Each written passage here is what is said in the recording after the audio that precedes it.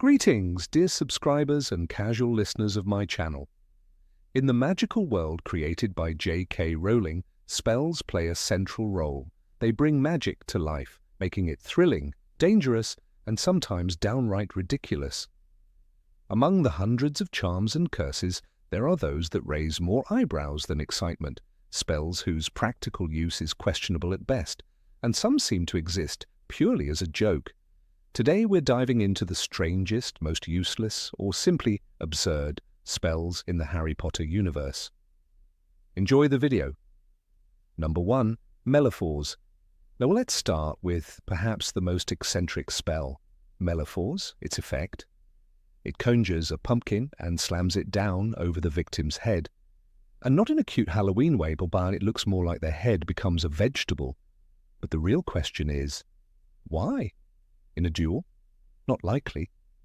Against Death Eaters? Ridiculous. Picture Voldemort turning someone's head into a pumpkin. Not very threatening.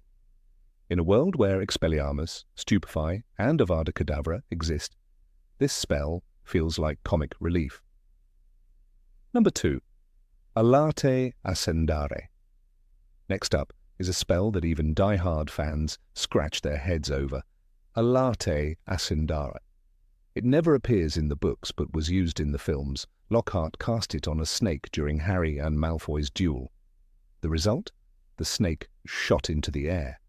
So what does it actually do? Launches objects? Makes them levitate? Nobody knows for sure.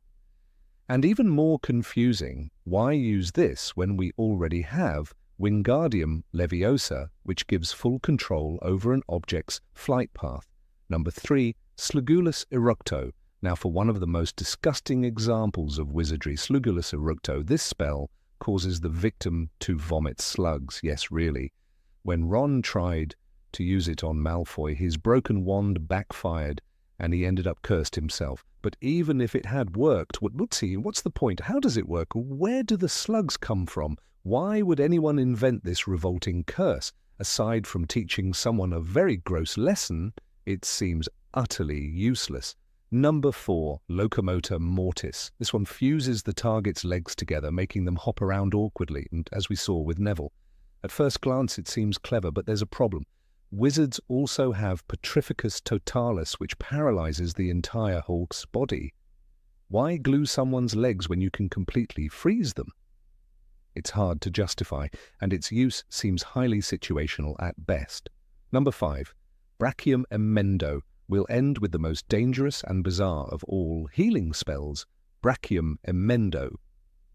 According to Lockhart, it should fix broken bones, but when he cast it on Harry, it removed all the bones from his arm. Let's be honest, this spell seems more like a form of torture than medicine. Bone removal isn't healing, it's mutilation. Imagine someone casting it just for revenge or a prank. Even with Scaly Grow available, a night without bones is a nightmare, not a cure. Number 6. Densolgio. The moment Draco Malfoy's spell misfired in Goblet of Fire, Hermione's front teeth began to grow at an alarming rate. They were already larger than her head, Rowling writes. Her voice turned muffled, her face distorted. And the worst part? Madame Pomfrey didn't even know where her natural teeth ended and the curse began. It was a humiliating, painful moment for one of the brightest students at Hogwarts, all thanks to a spell that has no real reason to exist. What could possibly justify a charm that makes someone's teeth grow out of control? It's not medical. Hermione herself ended up secretly shrinking her teeth more than necessary while in the hospital wing. It's not even precise. The growth is wild, unmanageable. There's no indication the spell stops on its own. It just keeps going until someone else fixes it. You don't get braces, you get a monster grin. As for combat value, Densolgio is useless. While you're aiming to make your opponent look like a deranged beaver, they're already hurling a stunning spell at your chest. The time it takes to cast it, the lack of immediate effect, and the absurdity of the result all make it more of a schoolyard prank than a dueling tactic. It's the magical equivalent of drawing a moustache on someone's portrait. Maybe it was created as a joke or a cruel hex for bullies like Draco. But it doesn't belong in a proper spellbook. No professional duelist, no aura, no professor would rely on Densolgio for anything. except maybe to embarrass someone in front of a crowd. And even then, Expelliarmus would do the job faster and with much more dignity. Number 7, Tarantalegra, shouted Draco Malfoy during the dueling club session in Chamber of Secrets, and instantly Harry's legs started dancing wildly. It looked ridiculous. His knees jerked, his feet tapped, and for a brief moment the crowd laughed. But Harry still had his wand, still had full control of his upper body, still capable of casting spells. The effect was comic, not dangerous, a distraction, not a threat. In theory, Tarantalegra is a disruption charm, but in practice it's more like a prank. It doesn't silence, paralyze, or disarm. It just makes the victim's legs dance. And when you're dueling someone like Bellatrix Lestrange, who once laughed while murdering Sirius Black, she won't be impressed if you make her waltz mid-combat. She might even enjoy it. And then she'll kill you while pirouetting. The spell might be useful in a Hogwarts corridor, cast by a bored third year on an unsuspecting Slytherin, but against a trained Death Eater, against someone like Barty Crouch Jr. posing as Mad-Eye Moody? Tarantalegra is an open invitation to get hexed into the floor. Even Neville Longbottom, by his 6th year, had abandoned such silliness for spells with real stopping power.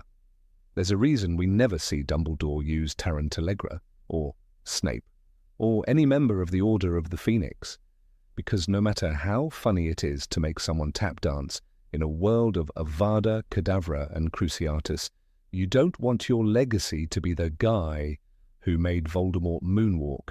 Number 8, Vertiviso, a spell meant to make the target dizzy. Sounds clever until you try it. By the time your opponent staggers a little to the side, they've already cast Stupefy and knocked you flat. There's a reason no one in the books ever uses Vertiviso in a serious duel. Not Harry, not Hermione, not even the ever-dramatic Lockhart, because why bother spinning someone in circles when you can knock them unconscious? Picture this. Neville Longbottom, wand-shaking, stands against a charging Death Eater. He whispers, "Vertiviso!" The Death Eater blinks, sways slightly, then grins. Too late. A proper stunning spell would have dropped him cold. Instead, Neville's now dodging hexes, regretting every second he wasted on dizziness. In Order of the Phoenix, students were trained to defend themselves with real force, not with carnival tricks. Vertiviso feels like it belongs in a schoolyard prank, not a battlefield. Maybe George Weasley used it once to make Filch stumble into a mop bucket. That's the level it operates on, mild embarrassment, not tactical advantage. In a world where Petrificus Totalis can freeze someone solid and Expelliarmus can disarm a Death Eater mid-duel, spinning your enemy around for a moment is laughably underwhelming. It's a spell that sounds better than it is. The name rolls off the tongue. The idea seems useful, but the result? Barely a wobble. In war, in duels, in life or death moments, Vertiviso is a one-flick wasted. Better leave it in the back of the spellbook next to how to magically clean your shoes. Number 9, Orchideus. Orchideus is one of those spells that feels like it was made for drama class, not a defense against the dark arts lesson. With a flick of the wand, it conjures a bouquet of flowers. Nothing more. No explosion. No transformation. Just blooms. Fresh, colourful, and completely useless in battle. Imagine Harry in the heat of a duel with Snape. The air is tense. Wands raised. Snape snarls Sectum Sempra, and Harry counters with a bouquet of daisies. It would be over in seconds. Flowers fluttering to the floor as Harry hits the ground. There's no record of anyone using Orchideus in a meaningful way during any major conflict. Not in the Battle of the Department of Mysteries, not at the Battle of Hogwarts, not even during Slughorn's more festive parties. The only person who might appreciate it is Professor Sprout, and even she would probably ask why you didn't just pick real flowers. The charm does nothing except create a pretty distraction, which, depending on your enemy, might buy you exactly 3 confused seconds. The only moment this spell would shine is during a surprise romantic gesture. Maybe Neville Longbottom, too nervous to ask Hannah Abbott out, stammers Orchideus and hands her the bouquet with a trembling smile. There. It works. In love, not in war. In fact, it's not hard to picture Lockhart using it during book signings, charming fans with lilies instead of logic.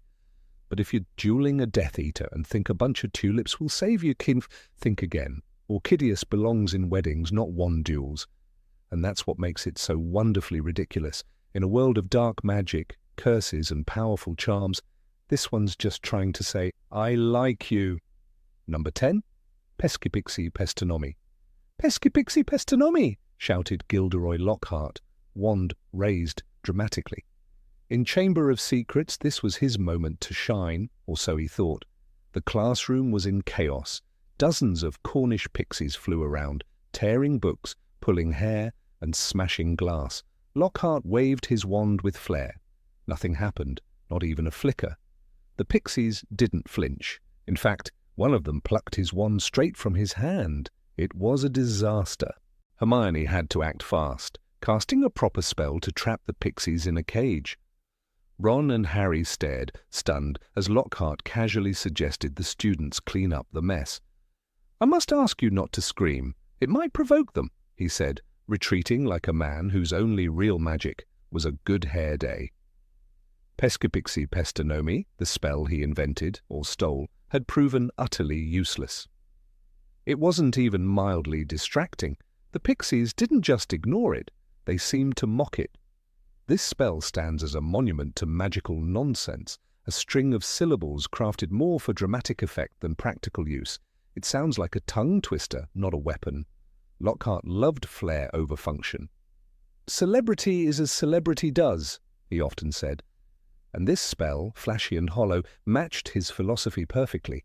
It was noise without power, theatre without substance, its only real function, a distraction, a moment of false hope before chaos resumes. If anything, Pesky Pixie Pestanomy might buy you 2 seconds, just enough to duck behind a desk or run for the exit. As a spell, it's useless. As a symbol of Lockhart's entire career, perfect. Number 11, Wadiwasi. Wadiwasi is one of those spells that makes you pause and ask, really? Its only known use in the books comes from Professor Lupin, who, in Prisoner of Azkaban, uses it to launch a wad of chewing gum straight into Peeves's nose. Wadiwasi, Lupin shouted, and the gum shot out of the keyhole and into Peeves's nostril with a wet squelch. It was funny, undeniably satisfying, but did it really need its own spell? In a world where spells can levitate, disarm, paralyze, and even kill, creating an incantation just to throw small objects feels oddly specific. Why not use Wingardium Leviosa, which offers full control over an object's movement? Or Actio, if you want to retrieve something. Wadiwasi doesn't create anything new, it just hurls a magical flick, a dramatic slingshot, that's it. Imagine trying to explain this to someone at the Ministry of Magic. Ah yes, I specialize in projectile gum spells. What's next? A charm for flinging marbles at goblins? Lupin was clever, sure, and his use of Wadiwasi added flair to his introduction as defense against the dark arts teacher. But the spell itself, it's a one-trick pony with a limited audience. If this spell had any broader utility, we'd have seen it more often. Instead, it vanished with the gum. Never used in duels, never mentioned in the war, not even a favourite of Fred and George. That says a lot. Wadiwasi belongs more in a prank manual than a spellbook. A cute footnote in magical history, not a serious tool for any witch or wizard. Number 12. Ricta Sempra. During Harry's first and only official duel in the Chamber of Secrets, he shouted, "Ricta Sempra!" across the room. The silver light hit Draco Malfoy in the chest. For a second, Draco doubled over, laughing uncontrollably. His wand slipped. It looked promising, until Draco quickly recovered and fired back. That was the problem. Ricta Sempra made your enemy giggle, but only briefly. It wasn't a real defense, it was a prank disguised as an attack. Imagine facing Bellatrix Lestrange in the Department of Mysteries. Would you honestly try to defeat her by making her laugh? She'd cut you down before the second chuckle. In a world where Petrificus Totalis freezes the body and Expelliarmus knocks wands across the room, a tickling charm feels like a leftover from a schoolyard dare. It's the magical equivalent of throwing glitter at a dragon and hoping for the best. Even Professor Lockhart, who supervised that duel between Harry and Draco, didn't seem to understand the nature of the spell. He clapped enthusiastically and shouted, "Well done, well done," as Malfoy writhed, not in pain, but in fits of laughter. It made the whole event look like a performance, a joke. Maybe that's what Rictus Emperor is good for, stage shows and school pranks. The oddest part? No one really explains how it works. Why does it affect nerves? What part of the body does it target? The spell doesn't disarm, doesn't knock out, doesn't bind. It just tickles. Perhaps Fred and George used it at parties. Perhaps Peeves found it hilarious. But as a serious tool in a wizard's arsenal, only the most foolish duelist would bet their life on a giggle. Number 13, Tarbographus. Rarely mentioned and even more rarely used, Tarbographus is a spell that causes a quill to write on its own. At first glance, it seems like a harmless convenience, an aid for lazy students or overworked scribes, but the deeper one dives into its logic, application, and history, the more its impracticality becomes apparent. Among the myriad incantations of the magical world, Tarbographus stands out not for its power or potential, but for its startling uselessness. It is almost comical that in a school as esteemed as Hogwarts, with its legacy of legendary magic and grand enchantments, a spell like Tarbographus would even be taught, if it is taught at all. Most students have never heard of it, and those who have often learn about it by accident, leafing through the footnotes of spellbooks like the Standard Book of Spells Grade 2, where it's tucked in among other experimental charms.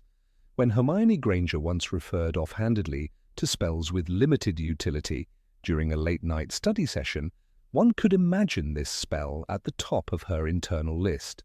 A quill that writes by itself sounds like a quaint curiosity from a bygone age, charming in theory, yet wholly outclassed by modern magical conveniences. Consider the everyday life of a Hogwarts student.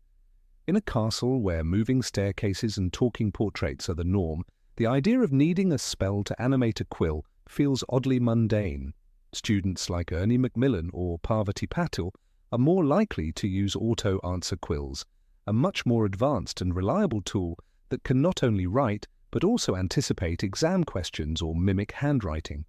Even Fred and George Weasley, known for their irreverence and creative misuse of magic, never saw fit to weaponize or prank with Tarbographus, likely because the spell's effects were simply too weak or boring to bother with. A more serious consideration lies in the question of control.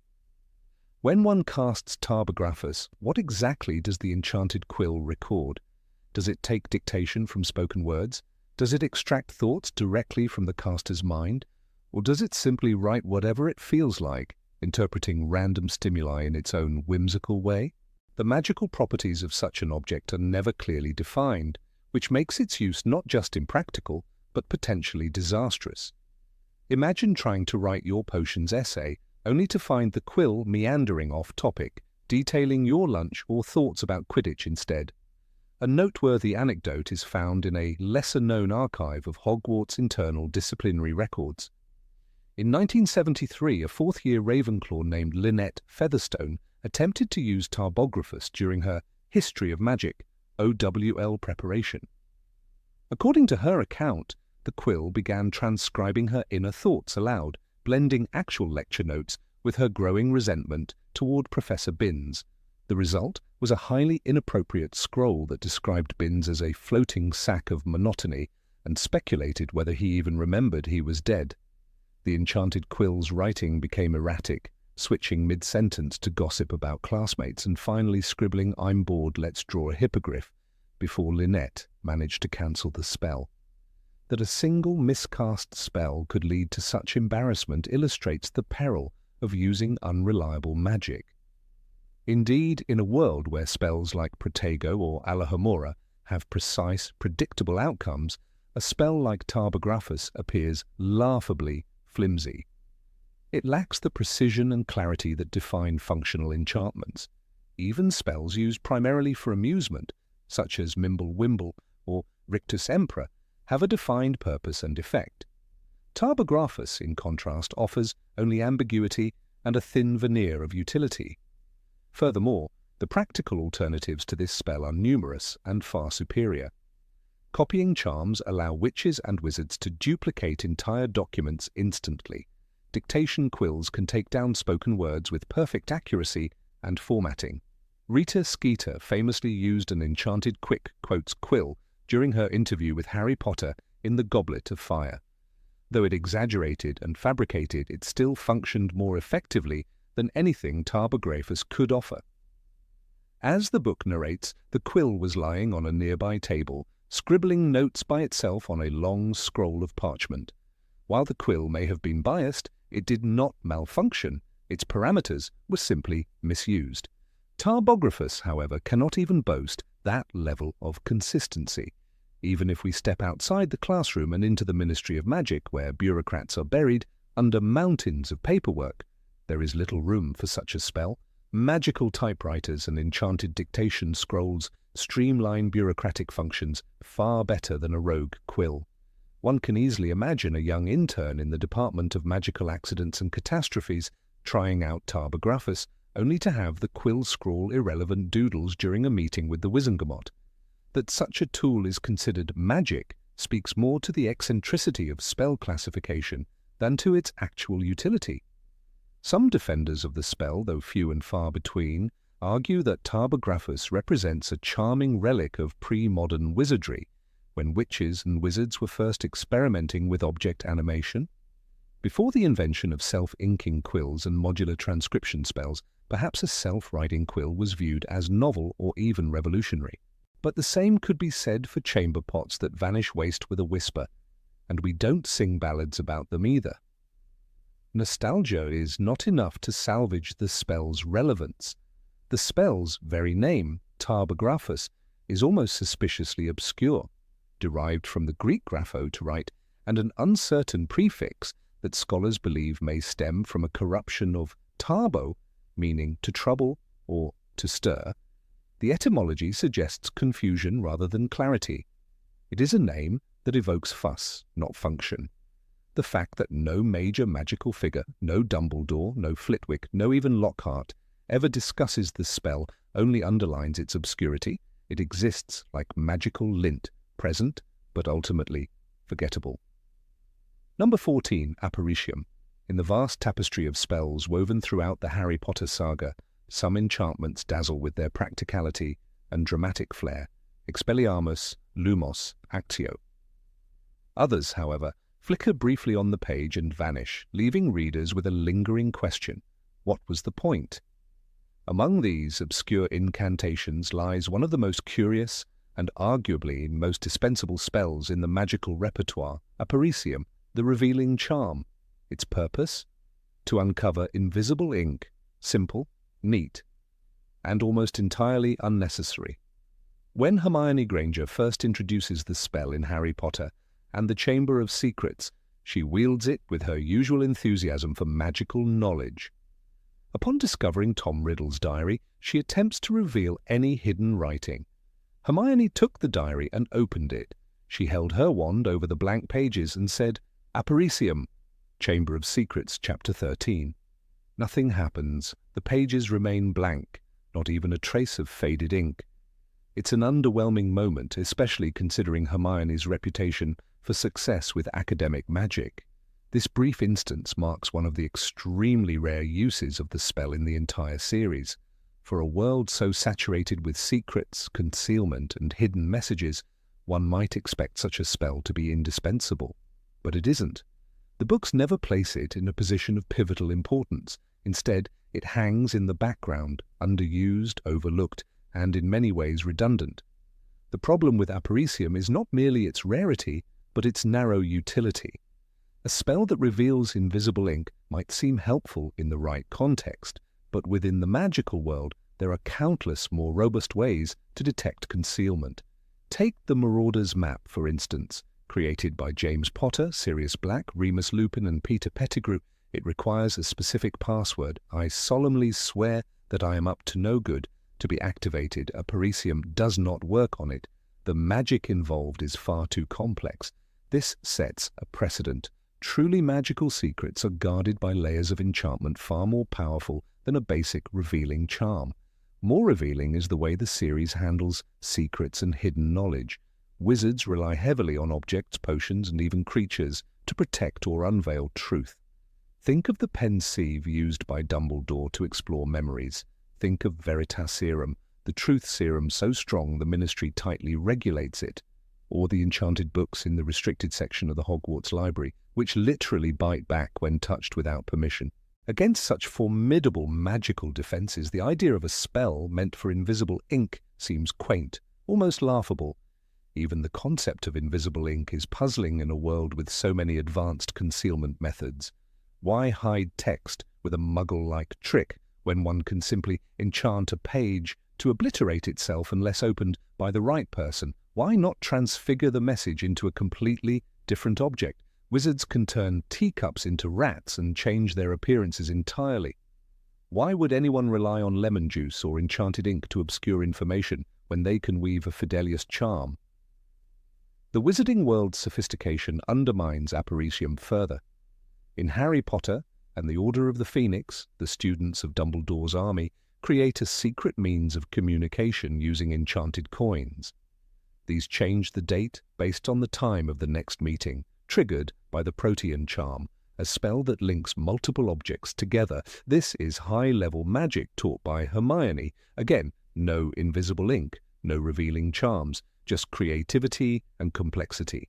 If even students can invent such intricate spells, it's hard to imagine a seasoned adult relying on Apparicium for anything important. Consider also the work of auras and professional curse breakers like Bill Weasley. These are the elite of the magical world, constantly facing ancient enchantments and dangerous traps. If Apparicium were useful, we might expect it to be a staple of their toolkit.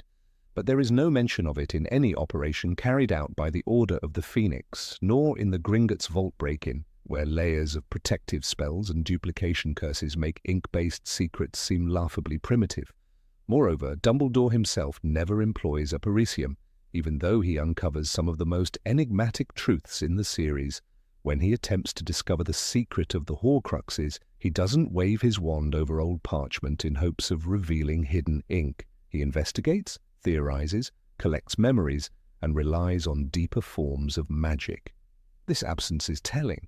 Dumbledore uses magic of tremendous subtlety, but he never once calls upon the supposed charm designed to reveal hidden text.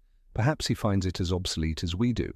From a narrative standpoint, Apparicium doesn't hold weight. It never changes the course of events. It never saves a life, reveals a vital clue, or even offers a minor breakthrough. In fact, the only scene where it's used results in nothing. Hermione tries it. It fails. The moment is discarded. Contrast that with spells like Prior Incantato, which reveals the last spell cast by a wand, a tool that changes the course of the Triwizard Tournament investigation, or Revelio, which Newt Scamander uses effectively in Fantastic Beasts. These are active, functional, plot-moving spells. And so we must ask, why does Apparicium exist at all? One theory is that it's a classroom-level spell taught to help young witches and wizards understand how magic can interact with text and ink. Much like Wingardium Leviosa, it might be foundational, but even then it pales in comparison. Wingardium Leviosa is used constantly by Ron to defeat a troll, by Harry to escape the devil's snare, by countless others. Apparicium, meanwhile, is hardly even mentioned in passing. For a spell that exists in the official Hogwarts curriculum, it seems woefully forgotten. Perhaps it once had a purpose. In the early days of wizarding secrecy, when magical folk lived closer to muggles and needed to hide their writing from prying eyes, a spell like Apparicium may have been a clever innovation. Wizards could communicate in invisible ink and simply reveal it with a wave of a wand. But times have changed. Magical society became increasingly isolated. Their knowledge grew more arcane and their spells more precise. What was once innovative became outdated, the magical equivalent of Morse code. Number 15, Serpensortia. Of all the spells scattered throughout the magical world of Harry Potter, one of the most theatrically dramatic and yet curiously unconvincing is Serpensortia. This incantation, when cast, conjures a live snake from the tip of a wand. It hisses, coils, and writhes, a sight that might stir unease in the heart of a muggle or an untrained first year. Yet for a world brimming with fiery hexes, lightning-fast jinxes, and deadly curses, a conjured snake seems as effective as tossing a garden hose at a dragon. Its presence is more symbolic than practical, a flourish of intimidation rather than a move in true magical warfare. When Draco Malfoy first employed Serpens Sortia during the impromptu dueling club in Harry Potter and the Chamber of Secrets, it caused a brief gasp in the crowd. His snake slithered menacingly across the floor toward Justin Finch-Fletchley, fangs bared, eyes glittering with the cold instinct of a predator. And yet, even in that moment, the spell achieved little beyond theatrical effect. As the book recounts, Draco Malfoy raised his wand quickly and shouted, "Serpens Sortia!" The end of his wand exploded. Harry watched amazed as a long black snake shot out of it, fell heavily onto the floor between them, and raised itself ready to strike. The danger, though momentarily real, evaporated quickly. The situation was so non-threatening that Professor Snape, rather than casting a counter-curse, simply urged Lockhart to handle it.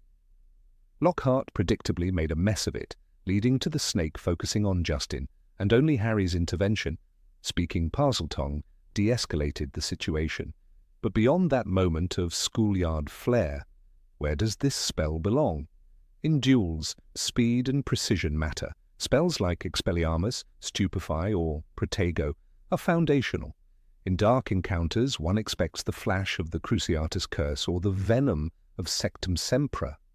A snake, with its slow, deliberate movement, seems laughably out of place. One would have to be close to their opponent and hope they're paralyzed by irrational fear. Otherwise, the creature is simply a magical byproduct of wasted energy, a temporary threat that any witch or wizard could dispel with a casual Vipera Evanesca. Let us imagine a scenario. A Death Eater stands face to face with Kingsley Shacklebolt during the height of the Battle of Hogwarts. Spells crash through the air like artillery. A serpent materializing in the chaos would be obliterated before it slithered 2 feet. Its hiss would be drowned out by screams, crumbling stone, and the relentless cadence of war. The snake might survive longer if it were invisible, venomous, and capable of flying, but then it wouldn't be the result of Serpens Sortia. It would be a chimera, a more advanced magical creature. What Serpens Sortia creates is fragile, mortal, easily destroyed by a single jet of light. Even in the best-case scenario, the snake causes hesitation. That is its entire tactical worth. Moreover, Hogwarts students aren't exactly short on fearsome displays. From boggarts turning into giant spiders to dementors gliding into train compartments, students are constantly exposed to true terror. A common snake, conjured with a flick, is hardly the stuff of nightmares. Its effect relies entirely on the audience's fear, something unreliable at best, especially among trained duelists. Compare that to a blasting curse or the Accio spell used strategically to disarm or disrupt. The contrast is almost embarrassing. Even more telling is the lack of usage by any serious dark wizard. Neither Voldemort nor Bellatrix Lestrange, both known for their theatricality and cruelty, ever deemed Serpens Sortia worthy of use. Voldemort, who controlled Nagini, a true magical serpent with sentience and purpose, never relied on conjured snakes. Why would he? They lacked Nagini's loyalty, size, intelligence, and deadliness. The spell becomes a poor man's illusion of power, a desperate grasp at intimidation without substance. It is the illusion of menace without any of the lasting impact. It also raises questions of control. A snake, once conjured, is not bound to its summoner's will unless that summoner possesses Parseltongue. Most witches and wizards do not. Once created, the snake becomes a rogue element. In Draco's case, it turned on an unintended target. What use is a weapon you cannot steer? It's the magical equivalent of throwing a boomerang with a mind of its own. A misstep, and the snake could easily endanger allies or even the caster themselves. It's not just useless, it's actively dangerous in unpredictable ways. Serpens Sortia might seem at home in a theatrical production, a flourish in a stage duel meant to awe a crowd. Perhaps it belongs in the classroom, used to test students' reflexes. But in true combat, where time and energy are precious, it is a liability. Imagine Nymphadora Tonks using Serpens Sortia during a skirmish against Fenrir Greyback. It's laughable. The werewolf would swat the snake aside and lunge, leaving Tonks fatally exposed. The snake might trip someone, that is, if they're exceptionally unlucky and the battlefield unusually tidy. But even tripping charms do a better job of that with fewer variables. There is also the matter of magical ethics. Conjuring a living creature for the sake of battle, one that may be destroyed within seconds, raises uncomfortable questions. Is the snake sentient? Does it feel pain? Conjured creatures like Patronuses are manifestations of positive energy and cannot be harmed. But the snake from Serpensortia bleeds, bites, suffers, dies. Its conjured life meant solely for sacrifice. If the magical world holds any respect for life, even conjured, then this spell toes a troubling line between utility and cruelty. Another aspect worth examining is the serpent's lack of magical enhancement. While spells like Protego Maxima or Fiendfire push the boundaries of spellcraft, Serpensortia remains basic. The conjured snake possesses no elemental property. It doesn't spit acid, breathe fire, or act as a magical conduit. It's a regular snake, only born of a wand. Even the most lowly creature from the Forbidden Forest would present more of a challenge. Acromantulas, for example, possess magical resistances. The snake, on the other hand, is vulnerable to virtually any spell, including simple ones like Petrificus totalis. Number 16. Revelio. Revelio, the spell meant to unveil the hidden, remains one of the most mystifyingly unreliable enchantments in the wizarding world. Designed to expose that which is concealed, be it a secret door, a disguised object, or an illusionary charm, it sounds, on paper, like a formidable asset. Yet its actual usage presents a frustrating paradox. Wizards and witches have relied on it with varying results, as if trusting a coin flip rather than a wand. At Hogwarts, where the very walls throb with centuries of enchantment, Revelio has often failed to pierce the dense layers of spellwork. This raises a compelling question. What good is a spell that functions only when the fates are in a generous mood? Consider Hermione Granger, perhaps the most meticulous and thorough spellcaster of her generation. She was not known to use Revelio often, and for good reason. Hermione's dependence on structured magic, runes, detection charms, and potions suggested her skepticism about any spell that was unpredictable. When she sought to locate Horcruxes with Harry and Ron, her trust fell to enchantments of higher order, protective enchantments, secrecy sensors, and enchantments layered with logic. Revelio had no place in her arsenal. She knew better than to rely on a charm that might whimsically flicker or sputter, especially when dealing with objects forged from the darkest parts of Voldemort's soul.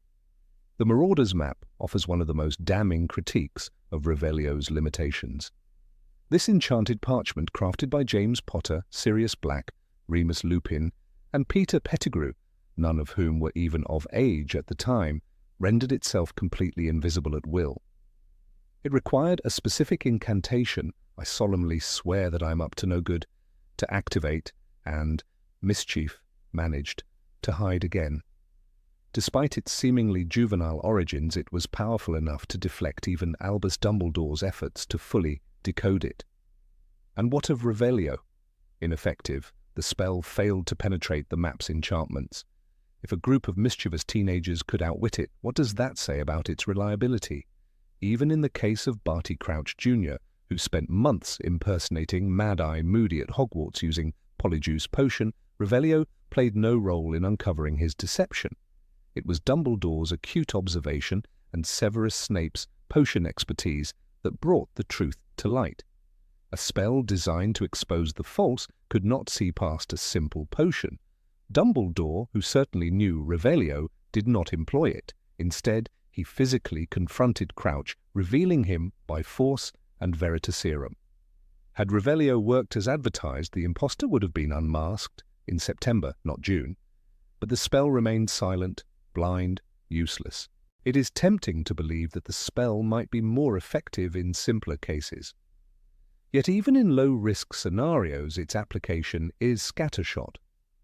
When Harry infiltrates the Ministry of Magic in Deathly Hallows under Polyjuice disguise, the building is crawling with enchantments and anti-intruder measures. Revelio could have been an effective tool for the Ministry to unmask imposters, and yet it is not this spell that reveals Harry, it is not this spell that tears through his glamour. The detection comes from human suspicion and Dolores Umbridge's eye for insubordination. A spell meant to reveal identities goes unused in the very building where disguises are common and dangerous. Newt Scamander used the spell during his adventures in the Fantastic Beasts films, set decades before Harry's story, and again the result was unimpressive.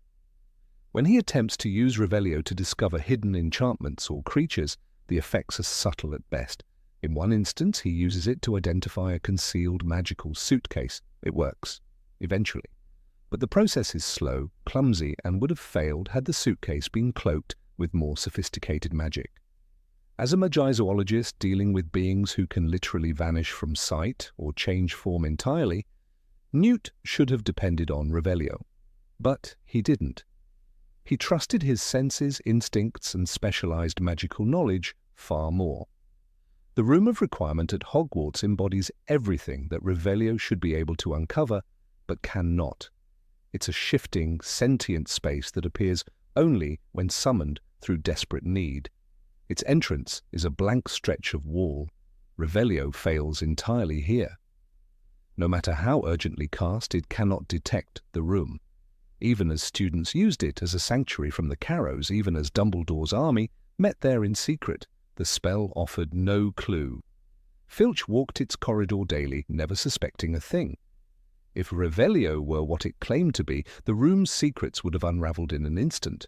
The spell's very name, Latin for I reveal, suggests a dramatic unveiling. But in practice, it performs like a stage magician's trick, sometimes startling, more often disappointing. Even the spell's visual effect, a faint shimmer, a pulse of light, feels underwhelming compared to the vivid impact of spells like Accio or Lumos. The charm lacks the theatrical certainty that defines magical confidence. When cast, its user often waits in silence, hoping the air will quiver or an object will shimmer. It's a spell of wishful thinking, not certainty. Revelio might as well be, maybe. The Department of Mysteries, where truth is literally studied and guarded, is a fascinating contrast. If there were ever a place to test Revelio's power, this would be it. Hidden doors, sealed memories, spinning rooms. Every surface cries out for revelation. But no aura has publicly claimed Revelio as their go-to spell. Unspeakables, shrouded in secrecy, do not speak of their methods, but their arsenal is known to include probes, mind magic, and complex divination, not this brittle charm. It is telling that in one of the most mysterious places in magical Britain, the spell designed to reveal remains conspicuously absent. Even Alastor Moody, the original, did not place much faith in Revelio. He possessed a magical eye capable of seeing through walls, invisibility cloaks, and concealment charms. If Revelio were truly effective, would such a tool be necessary? Moody, a hardened aura, carried dozens of detection enchantments, yet he relied on his eye. A spell can be blocked, tampered with, or misfire, but an enchanted eye under his constant control offered something far more dependable. When your life depends on finding what's hidden, you don't whisper a guess and hope for the best. Hogwarts enchantments alone render the spell nearly inert. The school's protections are among the oldest and strongest in the wizarding world. Dumbledore once told Harry, "You will find that I will only truly have left this school when none here are loyal to me." That same strength of loyalty, layered through centuries of magic, turns Hogwarts into a fortress of concealment. Even Fred and George's magical fireworks during Umbridge's reign went unchecked despite her obsessive need for control. Revelio would have been a dream come true for her. Yet she resorted to brute force discipline instead of sophisticated detection. The spell does find occasional success, but these moments are so rare they feel like flukes. In the video game Hogwarts Legacy, the protagonist uses Revelio constantly to uncover field guide pages and hidden chests, but this is gamification. a mechanic designed for entertainment, not realism. The spell's reliability in that context is more about gameplay convenience than narrative logic. It is not how the spell functions in the literary universe.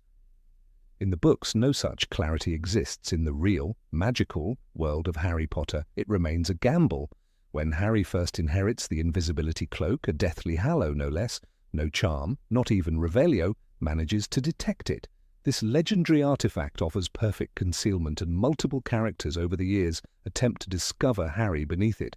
None succeed. Dumbledore himself, the greatest wizard of the age, never once uses Revelio to locate Harry when he suspects him of lurking beneath it. Perhaps he knows better. Perhaps he understands the charm's limitations, or perhaps he prefers truth delivered by wisdom rather than guesswork. Another glaring failure of Revelio is its inability to detect magical enchantments of loyalty or possession. When Ron carries the Horcrux locket, its corrupting influence twists his thoughts and poisons his emotions. No one suggests using Revelio to diagnose the problem. It is not used to test for possession, curses, or hidden influence. Instead, it is the intuitive understanding of friendship and observation that reveals the locket's effects. The spell, once again, is silent. Similarly, when Ginny Weasley is possessed by Tom Riddle's diary in Chamber of Secrets, there is no thought of using Revelio to uncover the source. If a spell designed to reveal can't identify a cursed object wreaking havoc on a student's mind, then its usefulness in real crisis scenarios must be called into question. Dumbledore later admits he should have paid more attention, but it's telling that he didn't consider Revelio among the neglected tools. The Triwizard Tournament presented countless opportunities to use the charm, especially during the second task, where champions had to recover something precious from the depths of the Black Lake. Concealed within the lake's darkness were the hostages, enchanted into slumber. Yet no spell, certainly not Revelio, was employed to detect their location. The champions either relied on luck or specific strategies, gillyweed for Harry, bubblehead charms for others. Revelio might have saved time, but again it did not work or was never even attempted. When the locket Horcrux is finally destroyed by Ron, it reacts violently, projecting visions, fears, and illusions. The object had been alive with magic. Surely a detection charm like Revelio should have perceived that. But it took no action. The artifact passed through many hands without sounding a single alarm. If the spell is meant to warn, alert, or expose, why did it fail to sense a fragment of Voldemort's soul? In the Grand Library of Hogwarts, where books whisper and shift under enchantments, one might expect Revelio to shine. Yet its absence here is also notable. The restricted section contains knowledge guarded by password and surveillance, not a magical scan. Students do not try to uncover hidden books using Revelio. They use the invisibility cloak, the disillusionment charm, and old-fashioned stealth. Again, the spell is passed over for more dependable methods. And finally, in the endgame, when Harry faces Voldemort in the Forbidden Forest, truth comes not through spells, but through choice. Harry walks into the darkness, not needing a spell to reveal who he is or why he must die. The deepest truths in the magical world, it turns out, cannot be summoned with a flick of the wand. They are earned, lived, understood. And for all its flair, Revelio reveals very little at all. Number 17, Flamma Vertis. In the vast and vibrant tapestry of magical spells scattered across the Harry Potter universe, few incantations feel as curiously misplaced as Flamma Vertis. Latin for spinning flame, this charm is said to produce a rotating column of fire. Brilliant, yes, and almost hypnotic in its spiraling dance of orange and gold. Yet for all its visual flair, Flamma Vertis stands as an oddity in the wizarding world. A spell of spectacle without substance, a theatrical flourish with almost no practical grounding. Its existence is never directly documented in the canonical 7 books penned by J.K. Rowling, yet it appears in supplemental texts and fan compilations, earning a kind of shadowy half-legitimacy.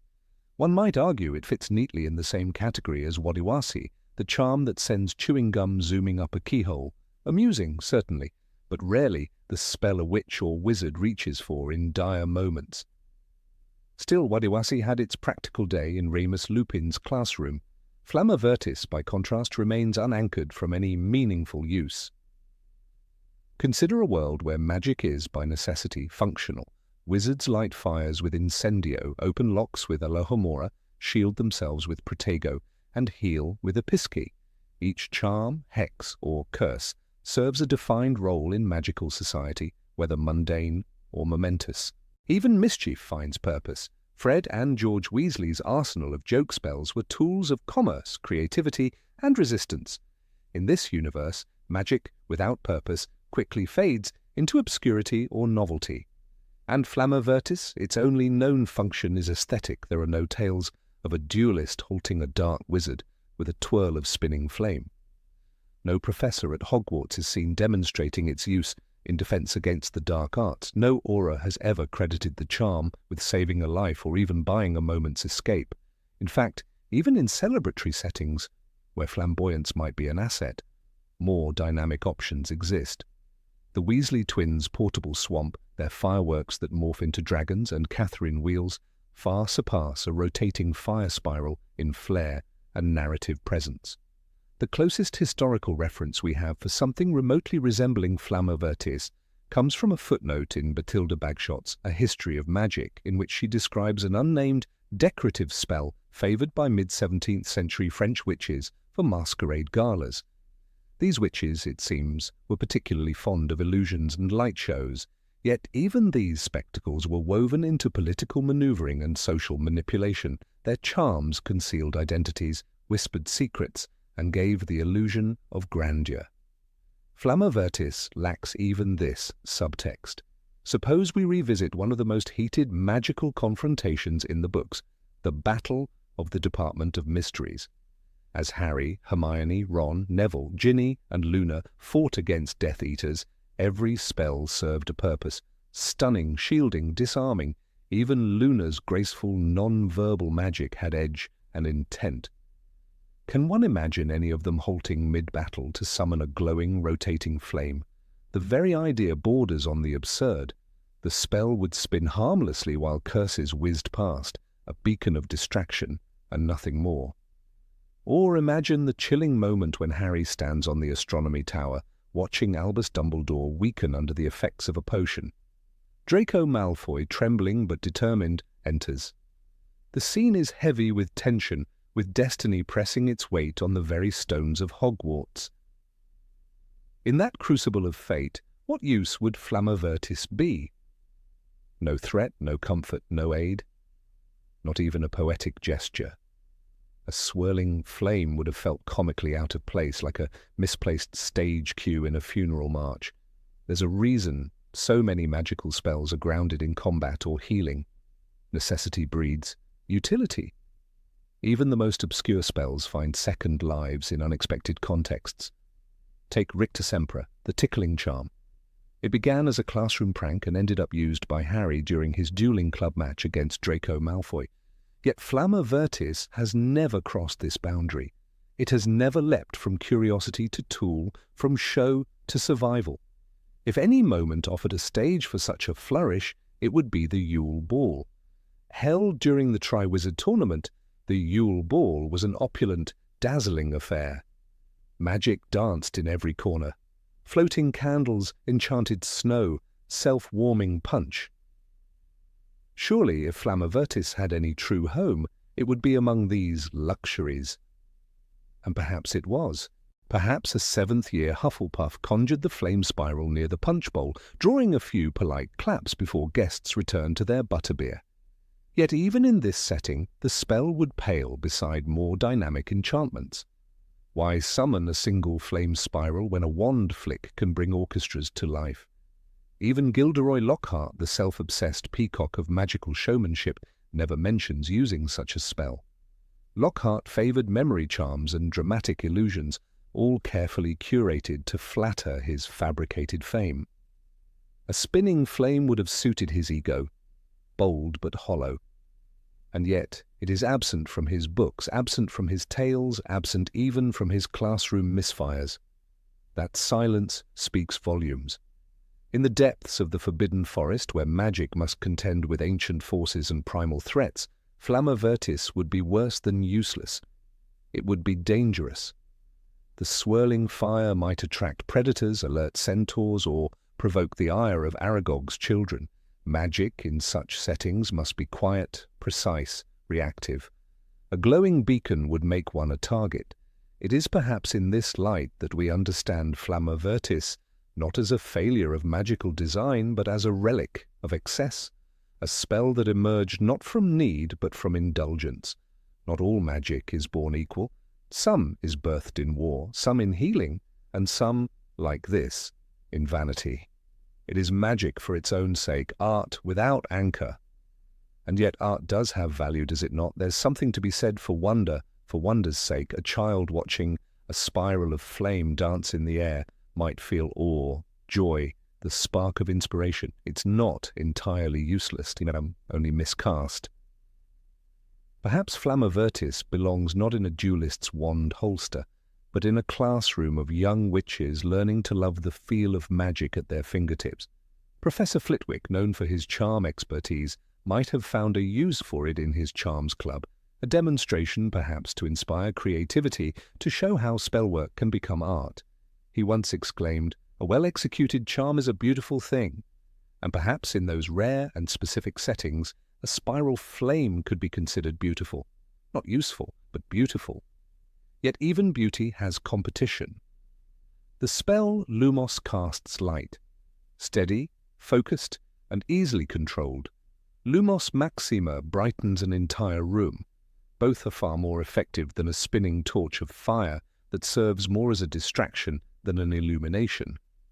And if the purpose is entertainment, fireworks spells like those used by the Weasleys provide sound, motion, transformation.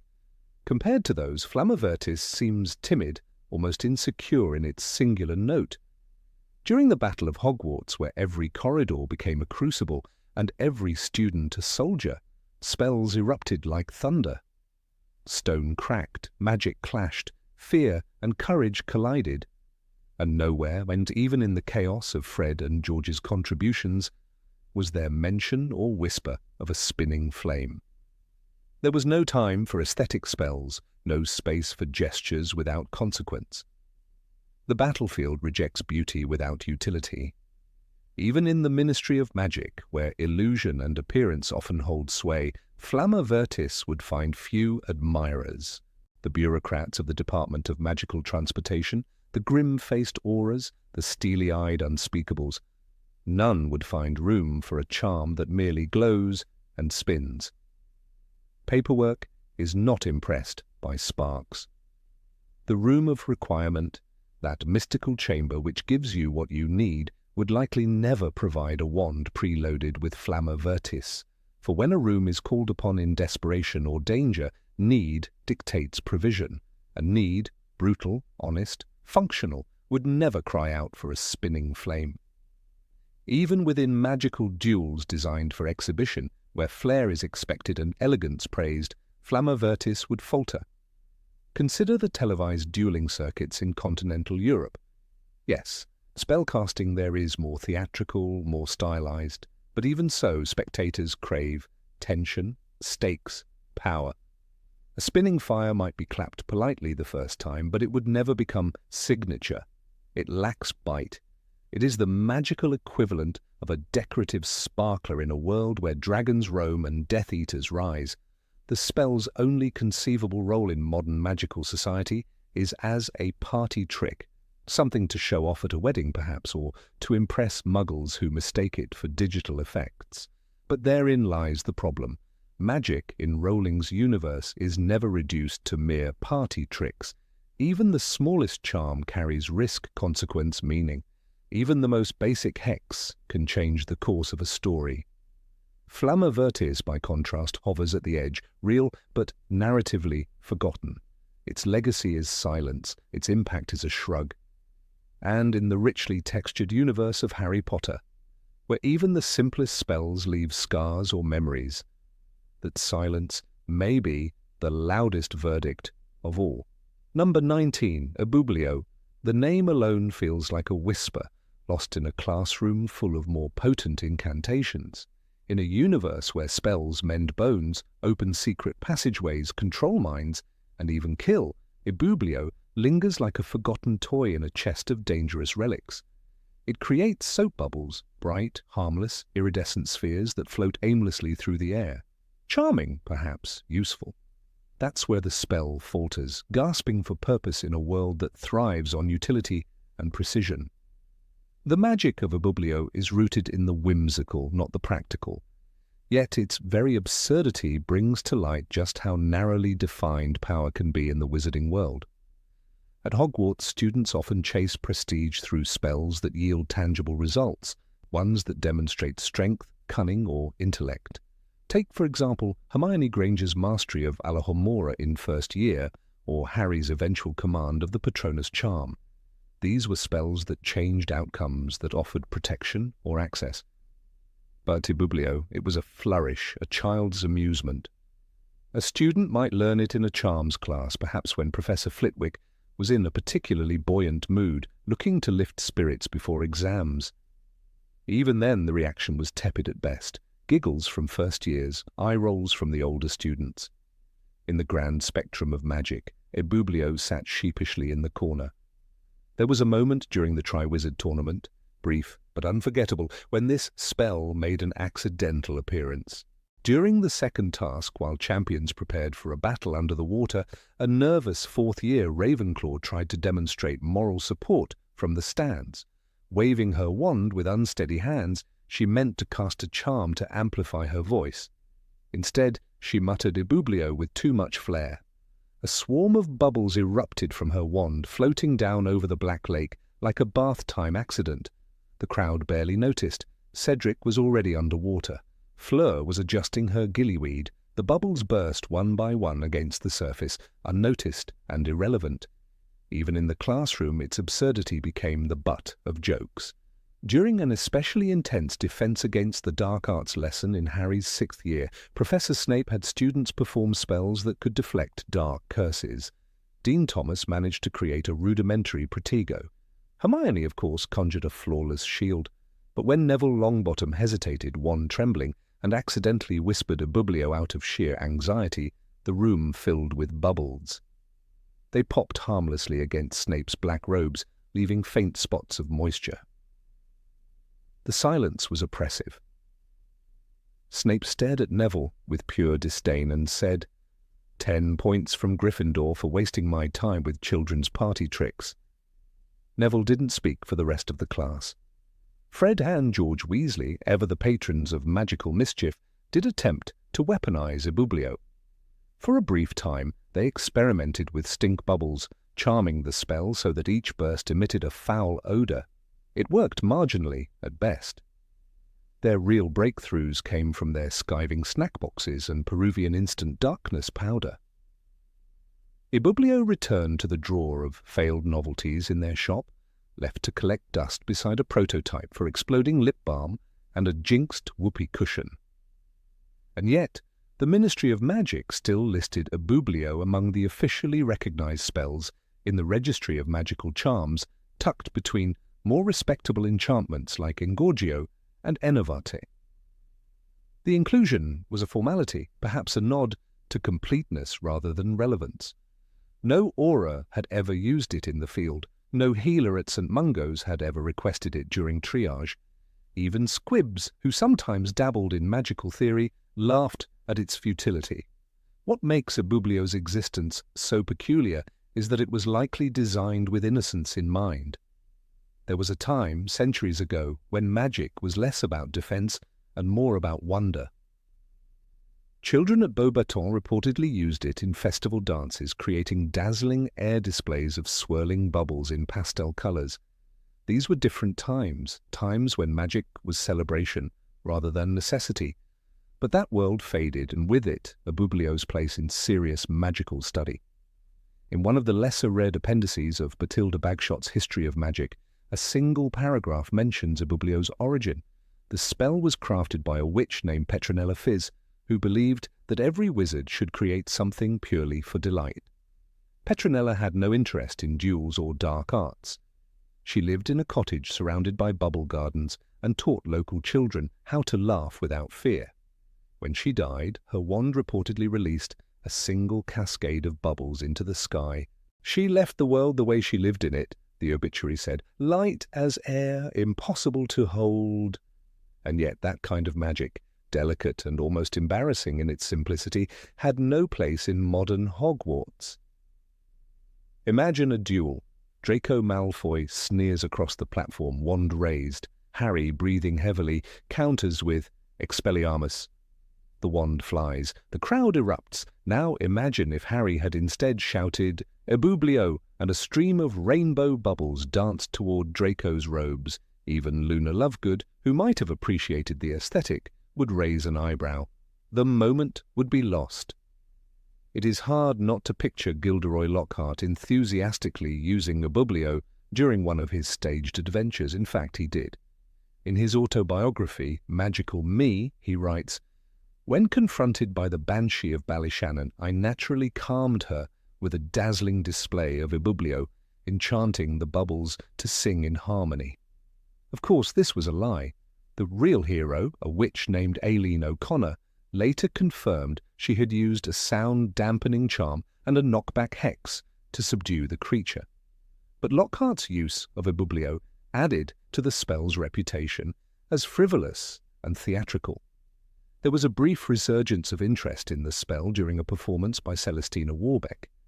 Her backup dancers used Ebublio to create floating light spheres above the crowd.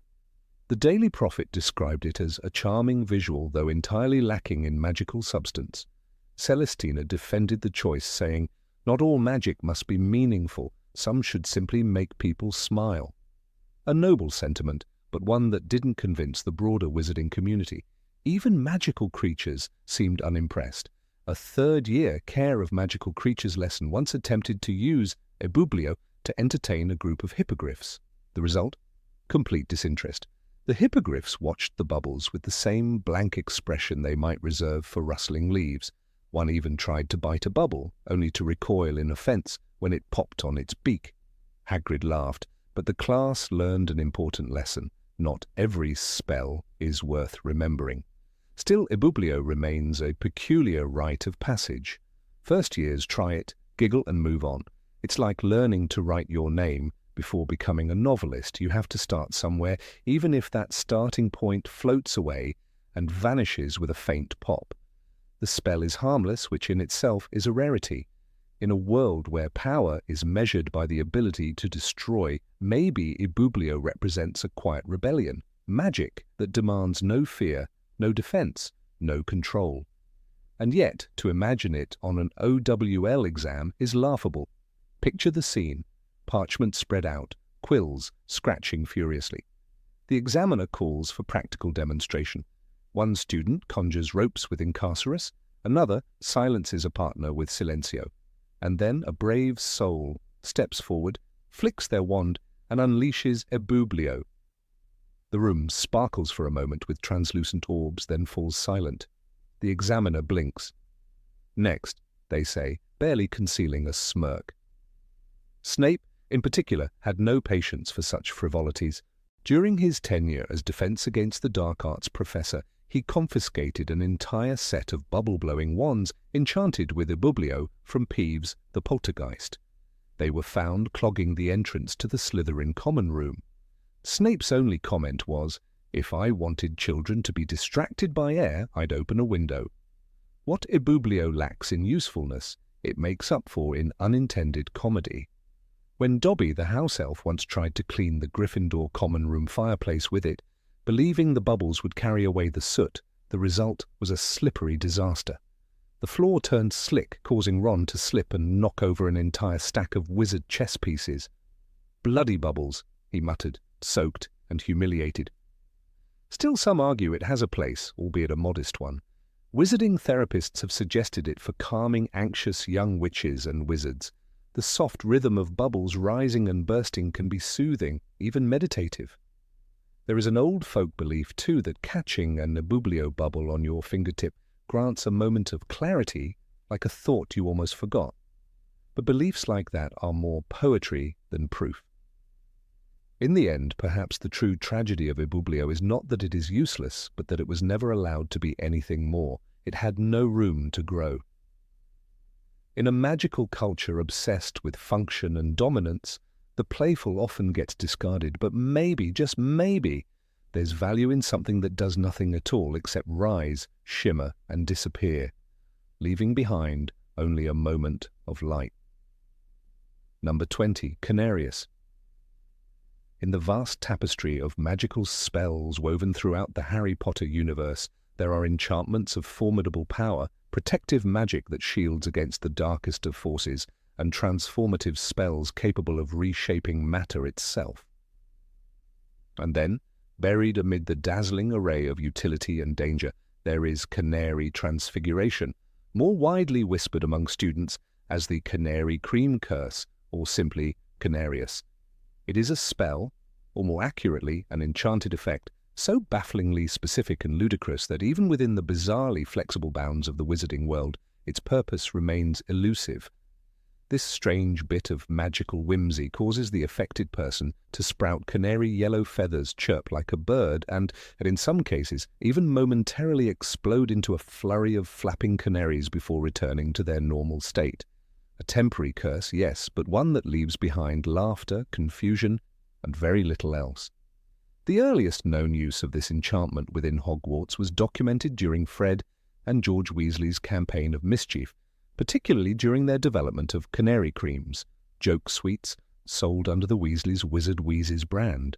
As mentioned in Harry Potter and the Goblet of Fire, unsuspecting students would take a bite of the cream-filled biscuit only to transform within seconds into a chirping canary, feathers bursting from their robes in a feathery explosion. The effect was temporary, of course, but it caused quite the ruckus in the Great Hall. Lee Jordan once fell victim to it, flapping his arms and squeaking pitifully before collapsing in laughter beside a sniggering George. As Harry recalled, it took him 10 minutes to regrow his eyebrows after he molted. This prank was clearly designed for comic relief. But therein lies the question, does Canarius have any function beyond slapstick? From a magical theory perspective, it's an example of transfiguration at its most unnecessary. Unlike Animega's transformations, which require immense skill, registration, and months, if not years, training, the canary spell is involuntary, immediate, and entirely cosmetic. The victim retains their full human consciousness, incapable of flight, and remains completely vulnerable to attack. In a duel, utterly useless. Imagine casting this in the middle of a skirmish with Death Eaters, feathered, chirping, disoriented. You might just earn yourself an Avada Kedavra for your trouble.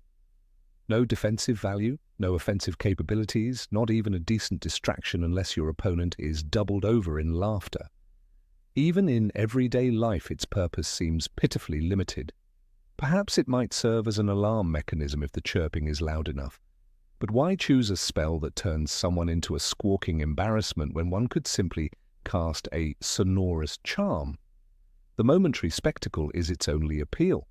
A party gag in a world where love potions, truth serums, and time-turners exist. It's like bringing a whoopee cushion to a wand duel.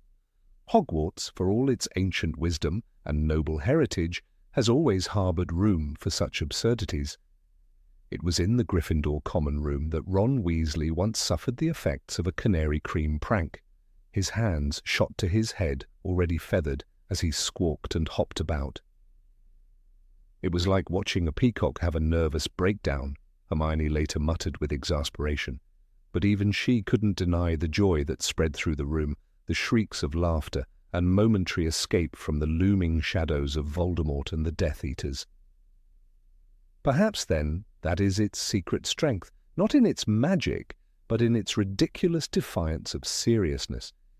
Yet one must wonder, could the spell be adapted for more serious purposes? Could a clever witch repurpose Canarius into a distraction tactic, unleashing its effect on multiple enemies during a battle? Theoretically, yes. But when compared to something like Stupefy or Petrificus Totalis, its inefficacy becomes glaring. Any spell that requires your enemy to laugh themselves into helplessness is a gamble. It relies on humour, which is subjective and fleeting. Even Luna Lovegood, who might have appreciated the spell's surreal beauty, would likely concede its impracticality. Consider a moment from Order of the Phoenix, when the students in Dumbledore's army practiced defensive spells. Not once was Canarius mentioned, let alone taught. Harry's instruction focused on disarming, shielding, and summoning real spells for real battles. The world was darkening and no one was interested in becoming a bird, even for 10 seconds. When Umbridge took over, her rule was strict, humourless. A place like Weasley's Wheezes, or spells like Canarius, had no room to flourish. Outside of Hogwarts, the spell holds even less utility. No known aura has ever documented using it in the field. No healer at St. Mungo's has found medical relevance in it. In fact, the only confirmed off-campus usage was at a wedding. Fleur Delacour's cousin cast it on a snooty guest, resulting in a feathery explosion of embarrassment and a ruined dress. Even that ended with a stern warning from the Ministry for misuse of transfiguration spells in a ceremonial context. The offender, when questioned, reportedly claimed, "It's not harmful, just fluffy." And perhaps therein lies its charm. The wizarding world is not all doom, gloom, and Grindelwalds. It has room for the strange, the senseless, and the sparklingly silly. The mere existence of Canarius may remind us that magic, at its heart, is not always meant to be rational.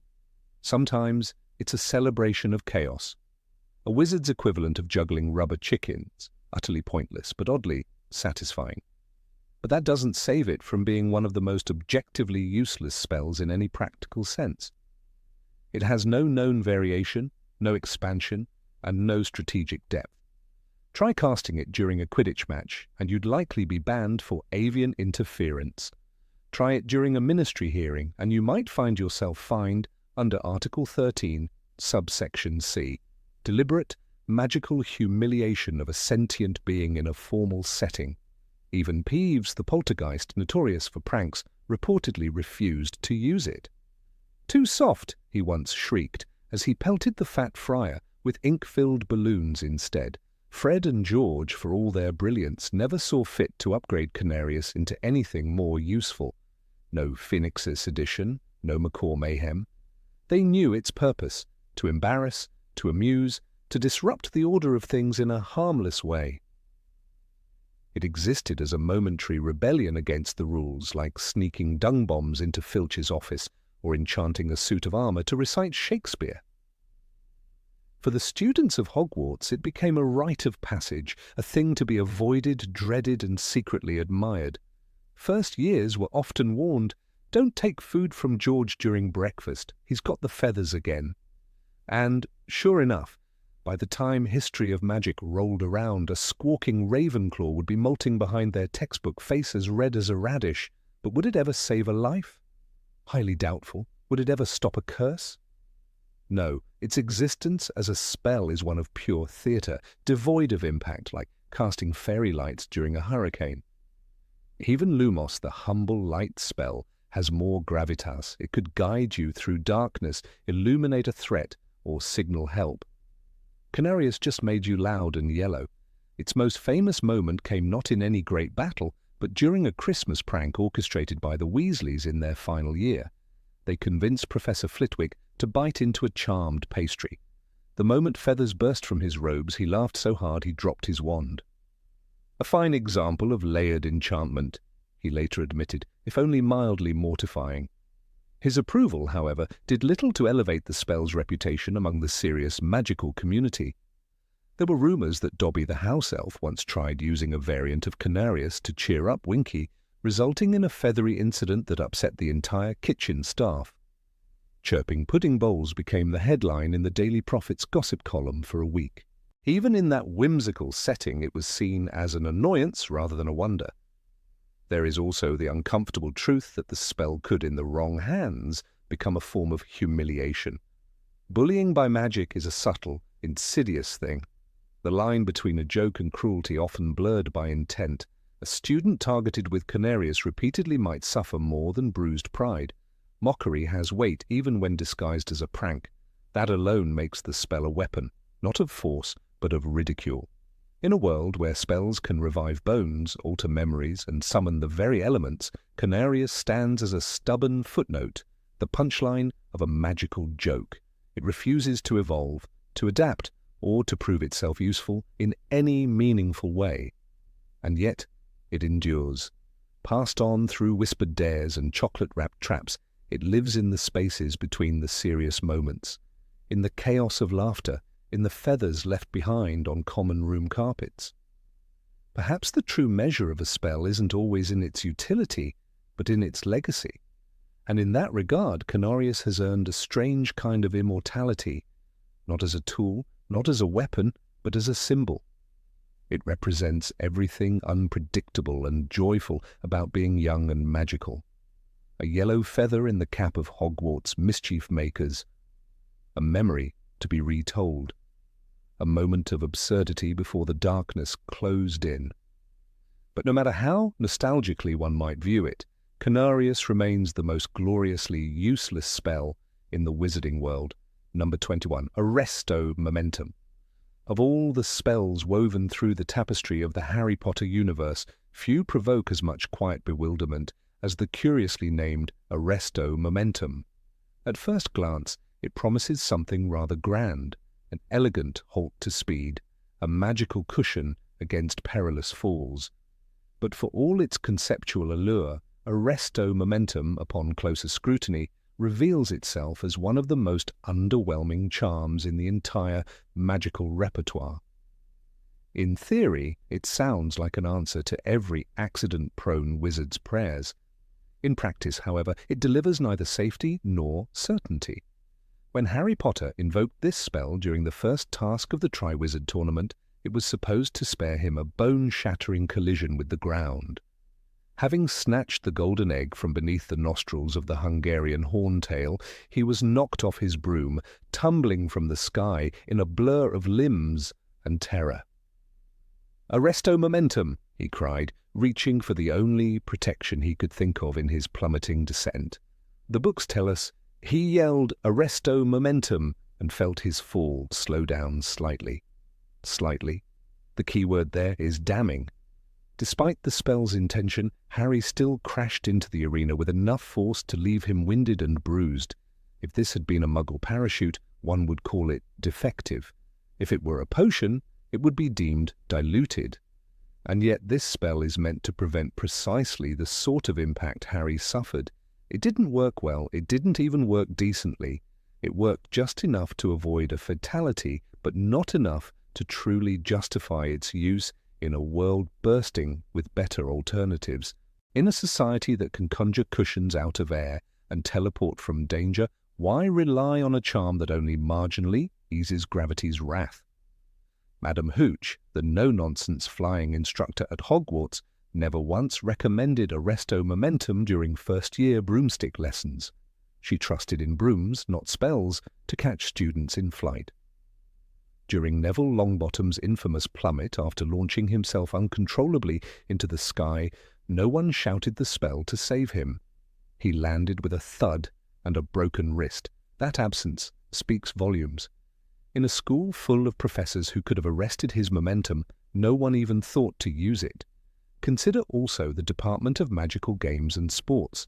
During professional Quidditch matches with players rocketing through the sky at breakneck speeds, one might expect a referee or healer to keep this spell at the ready. Yet there is not a single documented instance of Arresto Momentum being employed during any game described in canon. The preferred protocol, magical stretchers, cushioning charms, and good old-fashioned broom control.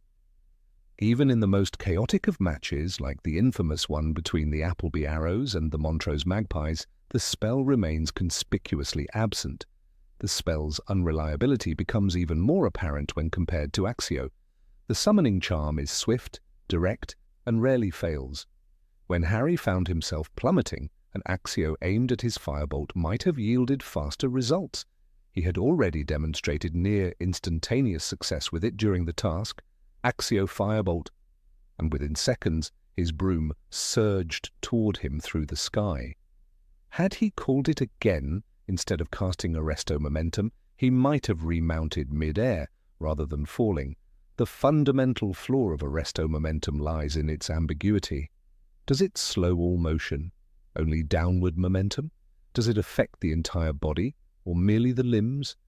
The spell is never dissected or taught explicitly at Hogwarts, which further suggests its marginal utility. Even Hermione Granger, encyclopedic in her magical knowledge and fond of memorizing spells with obsessive zeal, never chooses this charm in moments of emergency. She favors precise solutions: Protego for defense, Wingardium Leviosa for levitation, or Stupefy for disabling enemies. Arresto momentum is absent from her toolkit. It is also worth noting how few wizards seem to know this spell at all. Harry himself only learns it from Hermione during their preparations for the Triwizard Tournament. It's not taught in Charms class, not demonstrated by Flitwick, and not part of the standard magical curriculum.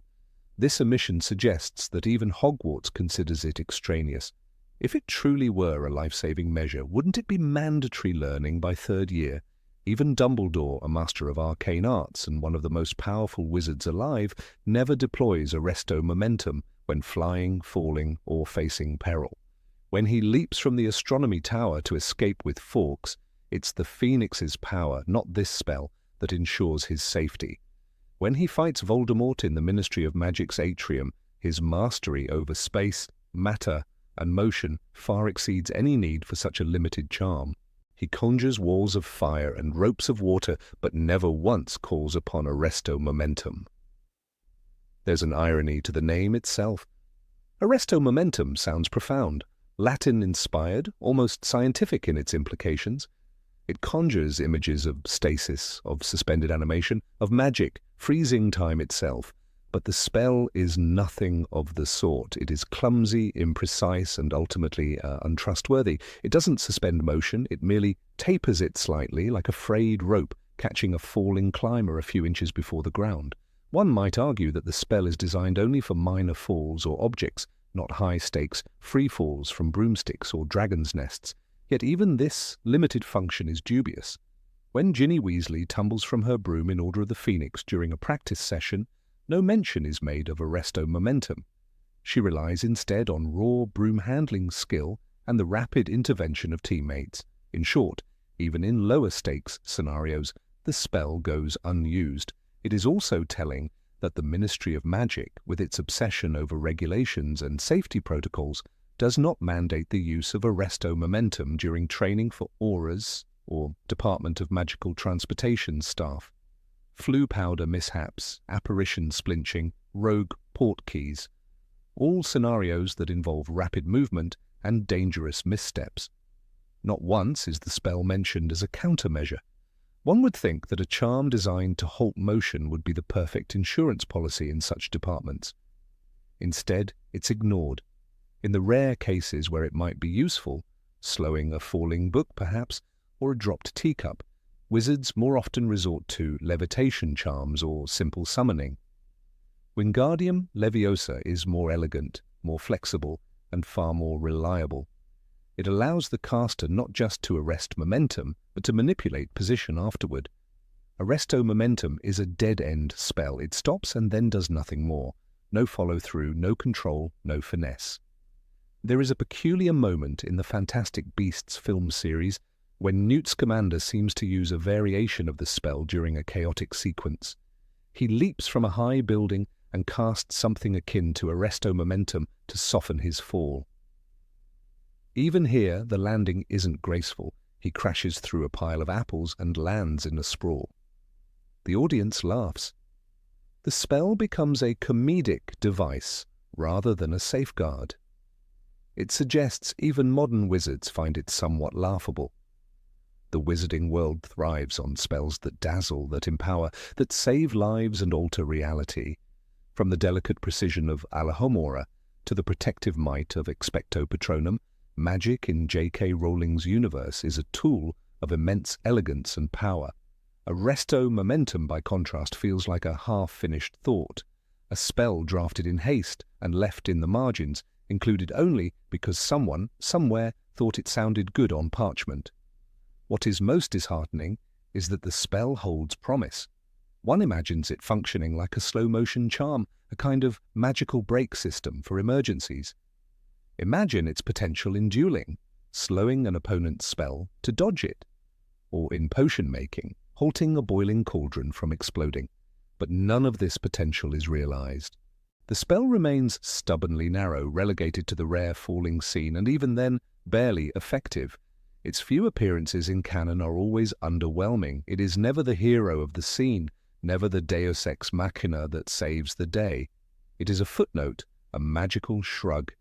And perhaps that is its greatest sin, not that it fails, but that it fails to matter. It occupies space in the magical lexicon without truly contributing to the fabric of wizarding survival or strategy. Even among fans, the spell is often forgotten. It doesn't appear in merchandise, trivia nights, or fanfiction with any frequency. No one writes odes to Arresto Momentum. No character's defining moment hinges on it. It is the magical equivalent of an old, dusty tool at the back of the shed, still technically functional, but ignored in favor of better, sharper, faster instruments. And so it sits, nestled in the pages of the fourth book, a charm meant to cushion but lacking real impact. It's a curious artifact of magical design, a spell with good intentions and poor execution. In the end, Arresto Momentum offers us not the thrill of flight, nor the relief of rescue, but a modest slowdown on the path to a very hard landing. And in a world where magic bends the laws of physics and saves lives with a whisper, that is simply not enough. Number 22, Jellify. A spell so ridiculous, so delightfully absurd, that even the most serious-minded witches and wizards are forced to suppress a smirk when they hear it spoken aloud. Few know of its existence, and fewer still have dared to cast it. Yet tucked away in the forgotten corners of dusty old spellbooks, Jellification lingers, waiting, wobbling, like a half-melted dessert abandoned at the back of the Hogwarts feast table. There is no mention of Jellify in the standardized curriculum at Hogwarts School of Witchcraft and Wizardry. Professor Flitwick, whose charm lessons brim with wonder and practical application, never once included it in his repertoire. That is telling for Flitwick, who once juggled flaming goblets mid-air for a third-year demonstration, is not a man to shy away from the fantastical. Yet even he, it seems, regarded Jellify as a frivolous footnote in the lexicon of spellwork. There are spells, he once reportedly told a curious student, whose only purpose is to remind us that magic too can have a sense of humor. The incantation, when spoken clearly and with firm intent, does exactly what it promises. A hard, stable surface, be it wood, stone, or even marble, transforms instantly into gelatinous wobble. This isn't a metaphor. The surface literally begins to jiggle like a jelly at a birthday party.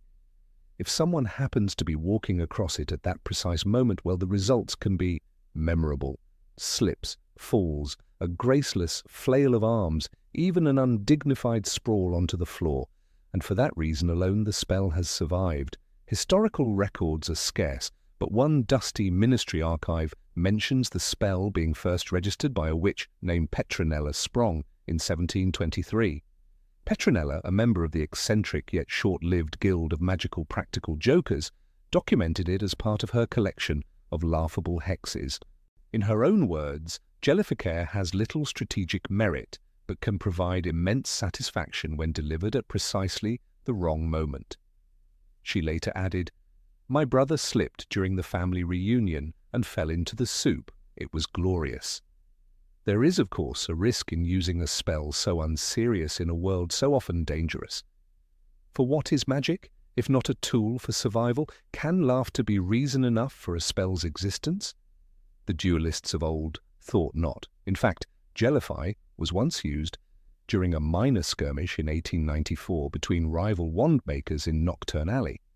Bertram Ollivander, second cousin to the more famous Garrick, attempted to cast it under the feet of his competitor, Maximus Blight. Blight, however, leapt aside and the spell ricocheted off a nearby cauldron, turning the floor of Bertram's own shop into a useless, wobbling mess. The shop remained closed for weeks and Bertram never spoke of the incident again. A particularly humorous tale emerged from the Department of Magical Games and Sports in the late 1980s. During an experimental new event designed to combine Quidditch with an obstacle course, one over-enthusiastic intern, name redacted in the official report, cast Jellify on the launching pad for a broom relay.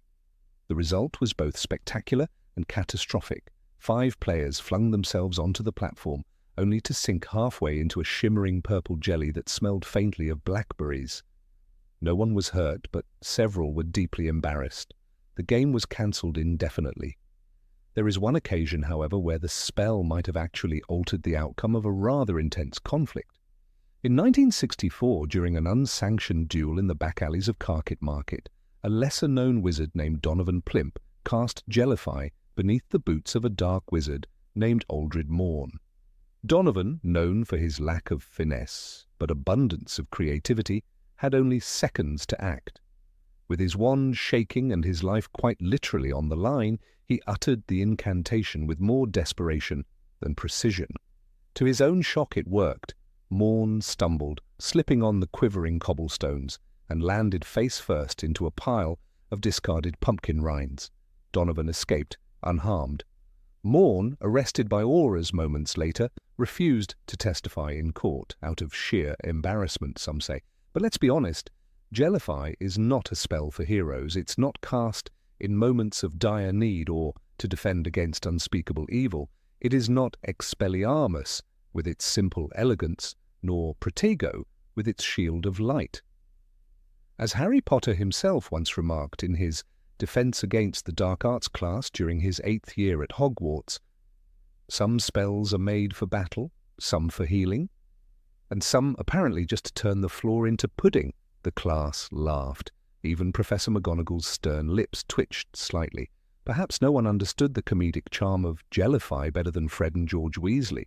Though they never sold it in their store, rumours persist that they once enchanted the entire staircase at number 12 Grimmauld Place during an order meeting just to see if Severus Snape would fall on his behind. He didn't, but Tonks did. And the memory of her laughing, jelly-covered form is one Sirius Black apparently treasured to the end of his days. Still, if one is to consider using this spell in real life, one must think practically. First, the casting time. Unlike a quick flick and swish, Jellification requires focus. You must channel the transformation of a solid into a gelatinous state with precise intent. This takes time that, in a duel, you simply do not have. Second, the spell is not directional. It transforms an area roughly 2 square feet in diameter, usually directly beneath the wand's tip.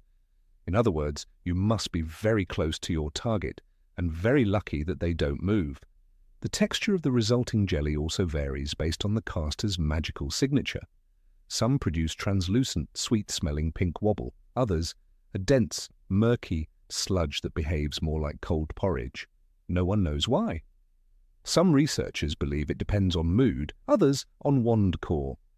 In a 1991 experiment conducted by an eccentric spell theorist named Ursula Bicklesnout, 37 wizards were asked to cast the spell on identical stone tiles.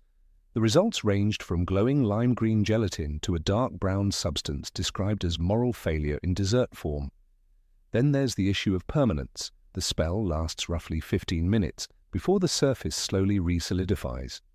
During this time, objects placed on it may sink, stick, or become embedded. In one regrettable case, a 4th-year Ravenclaw at Hogwarts lost a pair of dragonhide boots to a corridor prank involving Jellify. The boots were recovered 3 days later, stiff as boards and smelling oddly of custard. So when, one might ask, is this spell actually useful? The short answer, it isn't. The longer answer, it can be, but only under very specific conditions. Like if you are being chased by a particularly vengeful acquaintance through a manor house filled with polished floors, or if your great-aunt Eugenia is giving yet another monologue about the benefits of Gurdy root tea, and you've run out of ways to feign interest. Then, and only then, might Jellify serve as a temporary escape route, or as a way to end a dinner early.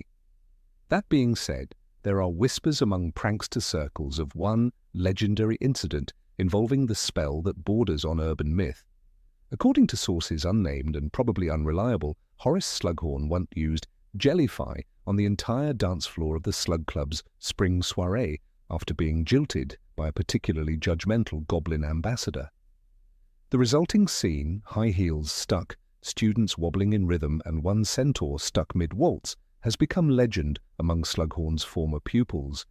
The professor, when asked years later, neither confirmed nor denied the tale, offering only a cryptic chuckle and the words, "Oh, my dear boy, gelatin has its moments." Indeed, there's something endearing about a spell with no true purpose. In a world of lethal hexes and memory charms of ancient runes and soul-binding rituals, a spell that simply turns the floor into jelly is, oddly, a comfort. It reminds us that magic is not just power, it is whimsy, it is absurdity, it is the gleam in a young witch's eye when she wonders, what if the dungeons wobbled like pudding? And yet, as every seasoned witch or wizard knows, even the silliest spell can have unexpected consequences. Jellify may never save a life, it may never win a duel or defeat a dark lord, but it will cause a disruption. And in a world built on rules and precision, disruption is sometimes enough, so keep your wand ready, your sense of humor intact, and your shoes securely fastened. Should the ground beneath you ever begin to tremble, not with magic, but with the undulating rhythm of cherry-flavored chaos, take a breath. It may just be the most useless spell in the world, or the most brilliant. Number 23, Scourgify. In the sprawling tapestry of the magical world, woven from centuries of spells, enchantments, and forgotten hexes, one might expect every incantation to carry within it a weight of purpose, a history of necessity. But every so often, among the glittering arsenal of magical wonders, there surfaces a charm so bewilderingly specific, so oddly limited, that one is forced to ask, why does this even exist? Enter Scourgify, a spell whose sole purpose is to remove slime.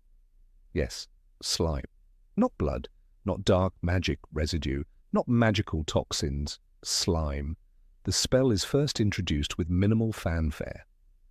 In Order of the Phoenix, Chapter 24, Tonks uses Scourgify to clean up a suspiciously dirty place in Grimold Place. "Scourgify," she says, pointing her wand at a dark patch on the carpet, but the passage makes no effort to dramatize it. There's no sense of accomplishment, no narrative tension around the spell. It functions more like a vacuum cleaner with a wand handle. As Tonks struggles with a patch of grime, readers are left wondering, couldn't she have just used Evanesco? And that's precisely the issue. Evanesco, the vanishing spell, makes things disappear entirely, permanently, as if they'd never existed. Whether it's ink, objects, liquids, or stains, Evanesco has a near-universal application. Professor McGonagall uses it in Goblet of Fire, Chapter 13, to vanish food in a Transfiguration class. It's powerful, elegant, and versatile. So why does one need Scourgify to erase only slime? Some have theorized that Scourgify is a gentler alternative, designed not to eliminate, but to clean. Perhaps it's less harsh, better suited for housework than full magical erasure. But the question still stands, was there ever a moment in wizarding history when slime was such an omnipresent threat that it warranted its own targeted incantation? Was there a slime crisis, an outbreak of magical mucus? The wizarding world certainly doesn't lack grotesque phenomena. There are blast-ended scroots that ooze unpleasant substances, potions that produce bubbling, slimy residue, and creatures like the hinky-punk that leave trails of ectoplasm. But even in these cases, witches and wizards tend to rely on broader cleaning spells. Molly Weasley, known for her mastery of domestic magic, is never described using Scourgify. She uses Tergio, a drying charm, or casts general cleaning hexes with a flick of her wand. One might imagine Scourgify being useful in potions class where slime abounds in cauldrons, but here too Evanesco reigns supreme. In Half-Blood Prince, Chapter 9, when Harry vanishes his draught of living death, Slughorn praises him, not for cleaning up slime, but for elegant vanishment. Why teach an inferior charm when a more complete one exists? It raises the suspicion that Scourgify may have been invented not by a magical scholar, but by someone with a personal vendetta against grime. Perhaps Etheldrida Blubberwick, a witch rumoured to have suffered a traumatic encounter with a flobberworm in her youth, pioneered the spell in a fit of hygienic desperation. No records confirm this, but wizarding gossip has long associated her name with obsessive cleanliness. Historically, the Ministry of Magic has been selective in recognizing spells for official use.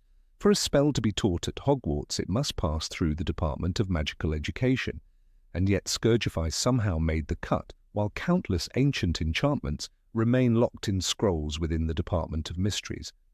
One wonders if a particularly cleanliness-obsessed undersecretary lobbied for its inclusion. The spell also suffers from a lack of visual drama. While other charms light up rooms, create explosions, or manifest ethereal creatures, Scourgify simply makes goo disappear. There's no colour, no whooshing effect, no applause. It's the magical equivalent of wiping your nose. Even the etymology, likely derived from scour, feels brutishly mundane. In contrast, spells like Lumos and Nox, despite their simplicity, carry poetic power. They reflect light and darkness, metaphor and utility.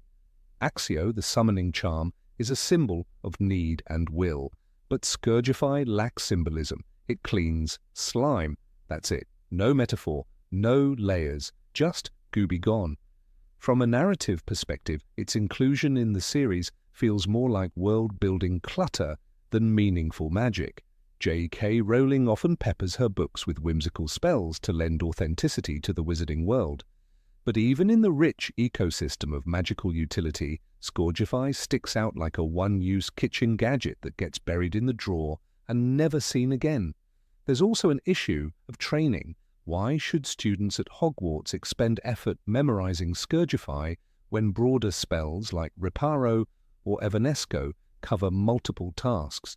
Curriculum space is limited. Perhaps that's why the spell is rarely, if ever, demonstrated in classrooms. It appears on the periphery, in moments of magical housekeeping, never during duels or in exams. Arguably, the only context in which Scourgify could be truly useful is in cleaning up after Peeves, the school poltergeist. His slime bombs and pudding ambushes have become legendary. But even then, Filch, who cannot perform magic, is the one who usually deals with the aftermath. The irony? The one man who could benefit most from Scourgify can't even use it. Another interesting case is in Order of the Phoenix, Chapter 29, when Hermione and Ron are helping clean Sirius's house. They use a mix of spells to deal with magical pests and dirt, but Scourgify is never mentioned. Instead, they rely on hexes to banish doxies and curses to remove stains. This silence speaks volumes. Even in a house overrun with magical filth, Scourgify fails to make an appearance. To explore how far the spell has fallen into disuse, we can turn to the Standard Book of Spells by Miranda Goshawk. While the volume includes Scourgify, it offers only a brief description, used to clean or remove slime from surfaces. There is no historical note, no tale of its creation, no famous duel in which it turned the tide. It's as if even Goshawk herself didn't believe in it. Compare that to Expelliarmus, which comes with pages of elaboration, anecdotes, and even battle diagrams. Scourgify is the forgotten child, relegated to a footnote. It's the magical equivalent of learning cursive writing, technically useful in a narrow set of circumstances, but irrelevant for most practical purposes. To be fair, there may be niche applications. Magical creatures like slugs used in certain potions might produce waste that's toxic if evaporated via Evanesco. In such cases, a cleaning spell like Scourgify might be safer. But these are hypothetical justifications. In the actual narrative, we never see such moments. The spell remains an idle tool with no narrative payoff. In the fan community, Scourgify has become a bit of a running joke. It appears in fan fiction more often as comedic relief than genuine magic. Characters use it sarcastically in scenes where the stakes are too low for real conflict. Ron pointed his wand at the troll booger on his robes. Scourgify, he muttered, more embarrassed than alarmed. It's the punchline, not the solution. In video games and interactive media, the spell is sometimes entirely excluded. In Hogwarts Legacy, Scourgify does not appear among the learned spells. Players are given powerful combat-oriented magic instead. One might argue that in an age where fans are drawn to Patronus forms and unforgivable curses, a slime-cleaning charm simply doesn't make the cut. In this way, Scourgify becomes more than a spell. It becomes a symbol of redundancy, of narrow-minded innovation, of over-specialization in a world that values adaptability. In an age where even Muggle devices like Roombas can clean a house, perhaps it's time the magical world reconsidered its spell priorities.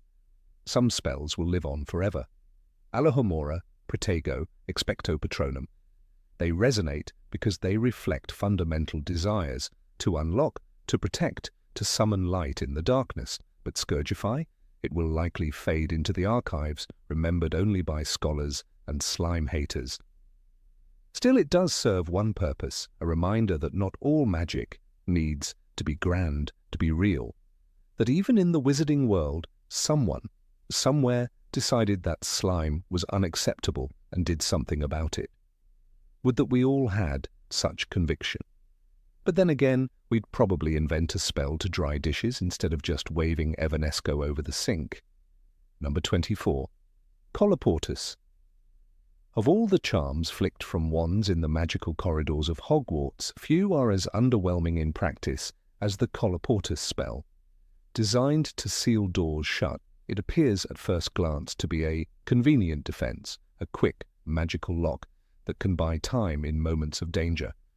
But like many things in the wizarding world, its usefulness diminishes the closer one looks. The charm's limitations aren't just theoretical, they're showcased in real, critical moments, revealing its weaknesses in a world where magic is rarely simple or one-dimensional. Colloportus was introduced in Harry Potter and the Order of the Phoenix during the chaos of the Department of Mysteries. Hermione Granger, quick-witted and resourceful, cast the spell on a door to keep Death Eaters at bay. "Colloportus!" she cried, and the door obediently sealed itself. For a brief second the spell did what it was supposed to do, but within moments it was rendered useless. The Death Eaters easily overpowered the effect with a counterspell or brute force, making Colloportus feel like a band-aid on a cursed wound. The illusion of protection evaporated like steam in a potions class. The core flaw of Colloportus lies in its simplicity. Unlike enchantments that layer protections, bind objects with ancient runes, or require passwords whispered, in Parseltongue, this charm merely slams a door shut and holds it that way, unless, of course, someone thinks to mutter Alohomora. The unlocking charm taught to first-year students makes quick work of Colloportus. As the books repeatedly demonstrate, Alohomora is to Colloportus what a skeleton key is to a padlock. There's no real battle of magical strength between the two. One cancels the other like ink on a charm-imbued parchment. In fact, Alohomora is so common and effective that it's difficult to imagine a competent witch or wizard being stumped by Colloportus for more than a few seconds. When Hermione used it to unlock the third-floor corridor door in the Philosopher's Stone, the spell sliced through the magical lock like a hot knife through butter. "Alohomora," she said, and just like that, what was meant to be a forbidden area became a mere inconvenience. It makes one wonder why anyone would use Colloportus in a world where unlocking magic is as easy to come by as a chocolate frog. And then there's the problem of context. In a magical world filled with enchanted doors, shifting staircases and sentient security systems, locking a door manually, magically or not, is a laughably weak defense. The Room of Requirement, for example, doesn't even obey the usual laws of space and structure, much less standard charms. Try casting Colloportus on a door that disappears the moment you look away, and you'll be left talking to a blank wall.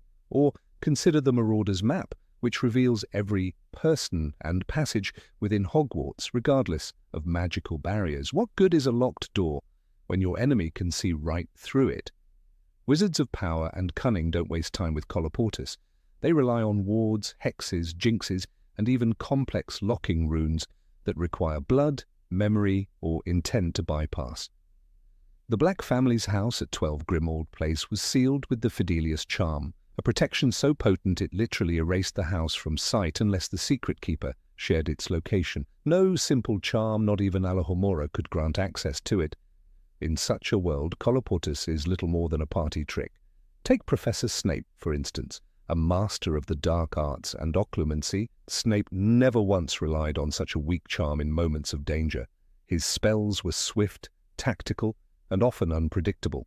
In The Half-Blood Prince, he used complex protective enchantments to keep Harry and his companions away during Dumbledore's final confrontation.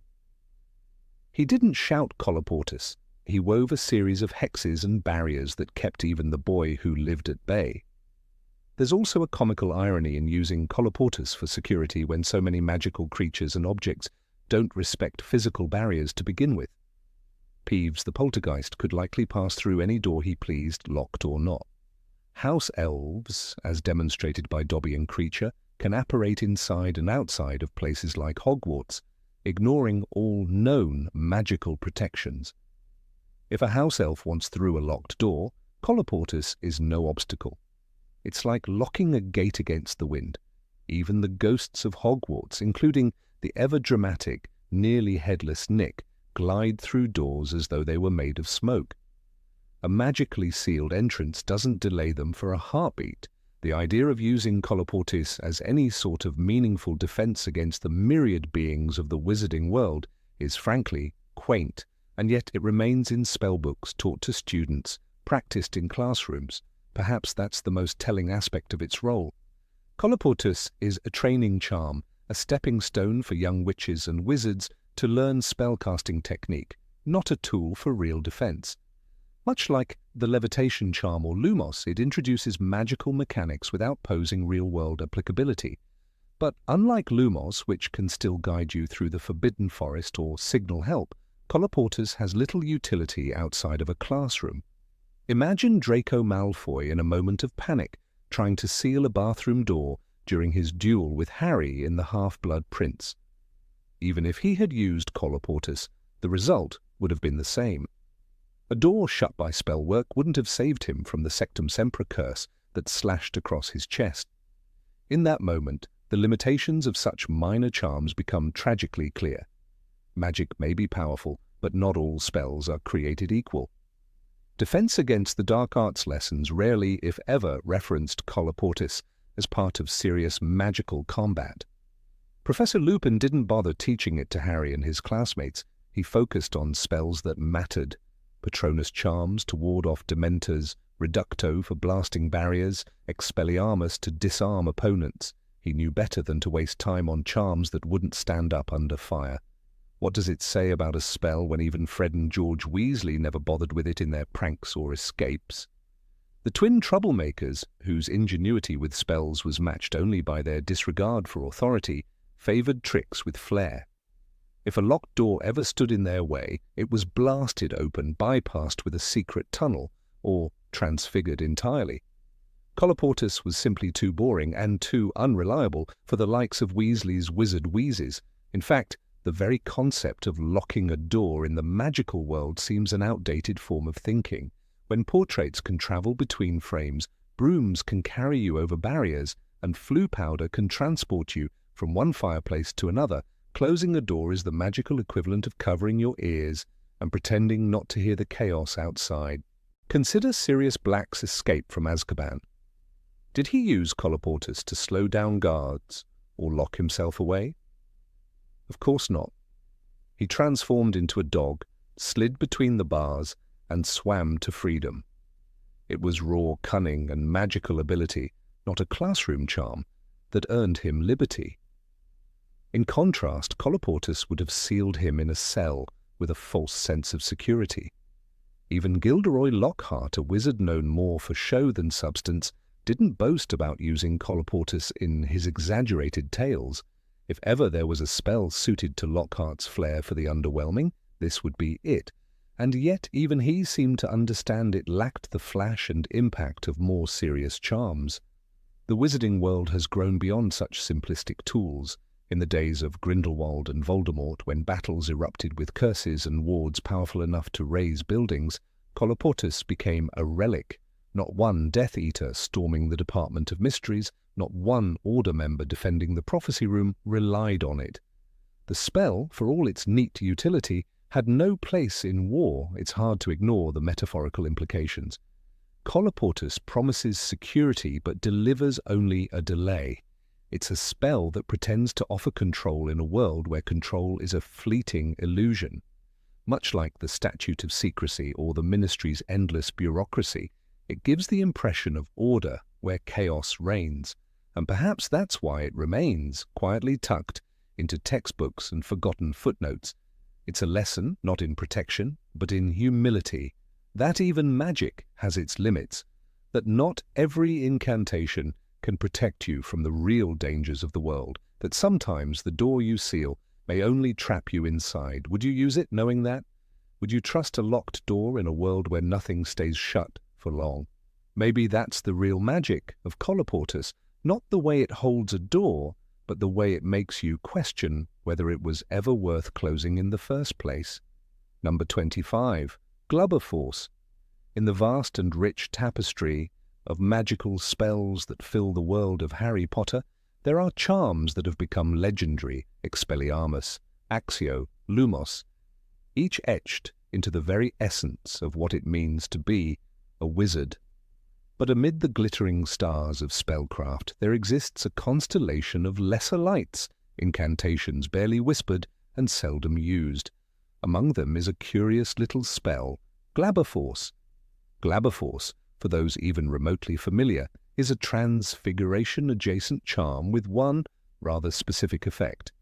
It renders footwear rubbery and unstable, causing the wearer to slide uncontrollably, as if they had stepped onto a floor polished with oil and sprinkled with soap. Not metaphorically rubbery, not in the sense of a material transformation, but rubbery in a magical, frustratingly intangible way. The victim doesn't find their shoes transformed into rubber galoshes, but instead feels as if every step is on a skating rink, no matter the surface. It's a strange and comical side effect, and on paper it might seem harmlessly amusing. But what makes Glabberforce stand out is not its whimsy, but its near-total uselessness.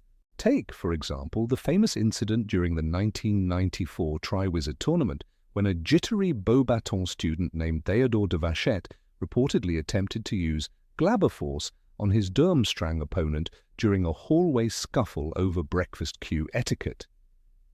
According to eyewitnesses, most notably a Ravenclaw named Megan Nettle, Theodore spent a full 5 seconds articulating the incantation while trying to angle his wand toward the boots of his adversary.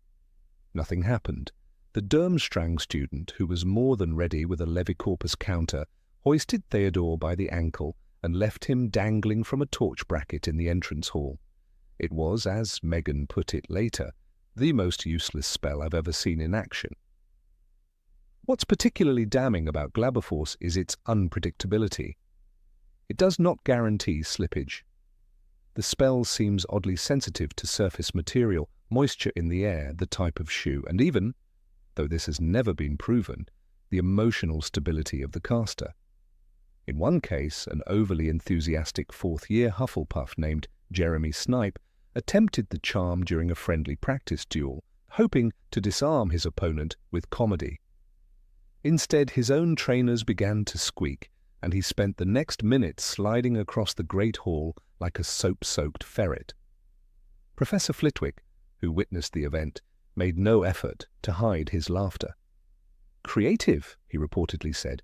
"Misguided, but creative." Compare this with the spell Impedimenta. A classic in the defensive spellbook, Impedimenta creates a force that halts or slows down the target. It's elegant, efficient, and effective in almost every combat scenario. During the Battle of the Department of Mysteries, Hermione Granger used Impedimenta to stop 2 Death Eaters in their tracks, buying time for Harry and Neville to regroup. No elaborate aiming at footwear was required, no dependency on the sole thickness of dragonhide boots, just a clear incantation and immediate results. It was like time itself stopped, Neville later recalled in a private interview. She pointed her wand, shouted, and they froze like mannequins. The ineffectiveness of Glabberforce becomes even more obvious when viewed through the lens of Hogwarts' own dueling club. When Gilderoy Lockhart revived the idea in Harry's second year, he didn't even bother to include the charm in his curriculum. For all his showmanship and theatrical magic, even Lockhart knew better than to waste time on a charm that, at best, produced comedic pratfalls. If it wasn't good enough for a man who once claimed to defeat a Yeti single-handedly with a comb, what does that say about the spell itself? It wasn't always considered laughable. In early editions of basic hexes for the busy and vexed, Glaberforce appeared as a footnote spell under mobility manipulation. The idea, apparently, was that the spell could be used to slow down a fleeing target or create chaos in a crowd, but even in those early descriptions, caution was advised. Difficult to aim, unreliable on cobbled surfaces, and easily countered by basic traction charms, read the original entry.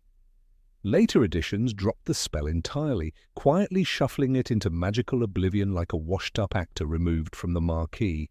Even in the prankster community, Glaberforce failed to gain much traction. Fred and George Weasley, known for their love of magical mischief, admitted in a rare interview with the Quibbler that they had tried the spell only once. "It's got potential for a chuckle," George said, "but the results are inconsistent. Why go through all the effort when a well-placed canary cream delivers guaranteed chaos?" Fred added, "Plus, Glaberforce leaves this weird magical residue. We had to scrub the common room floor for 2 days after testing it. Mum thought we were possessed." The charm's failure also lies in its lack of versatility. Most spells in the Harry Potter universe serve multiple functions.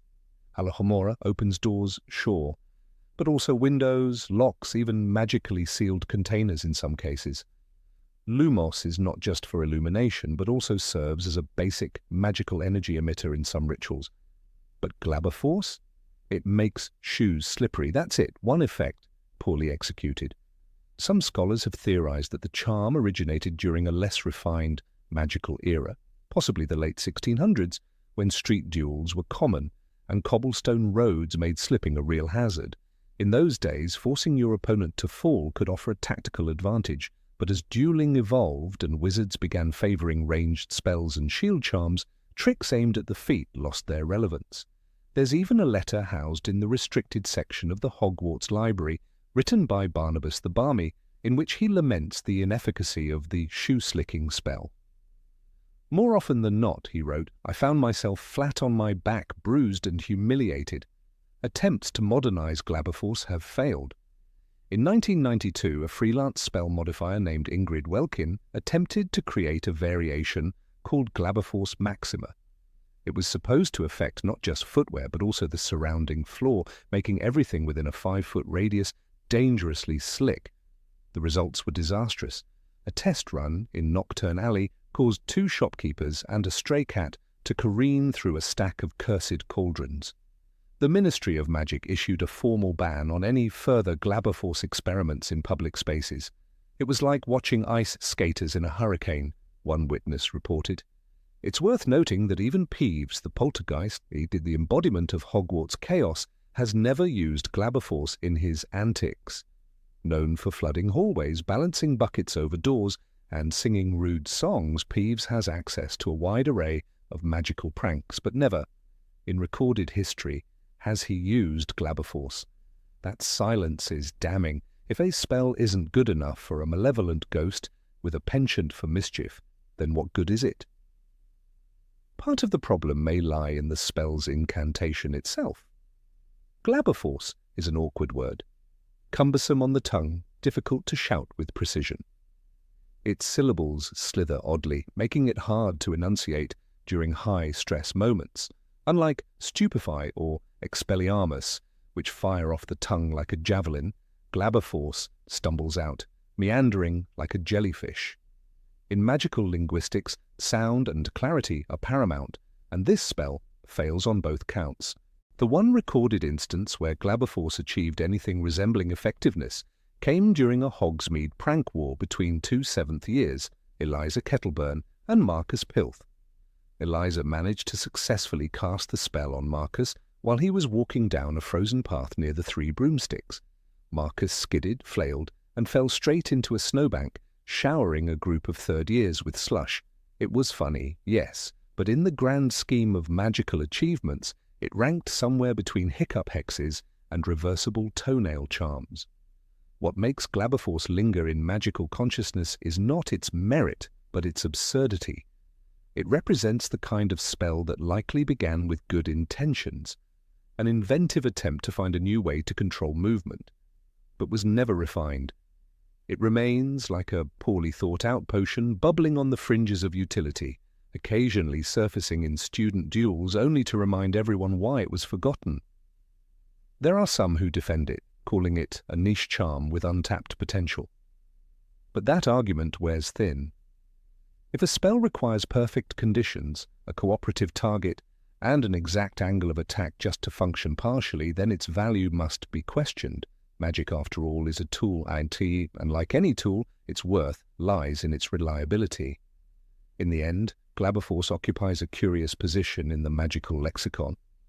Not quite a joke, not quite a tool, but something in between. It is a relic of magical history, an artifact of experimentation. Perhaps its greatest use is as a cautionary tale in Flitwick's first-year classroom. The importance of practical magic, of spells that serve a purpose beyond slapstick. For every Protego and Reducto, there must also be a Glaberforce, to remind us that not every incantation deserves to survive. Magic is not infallible, it is a craft, honed through centuries of trial and error.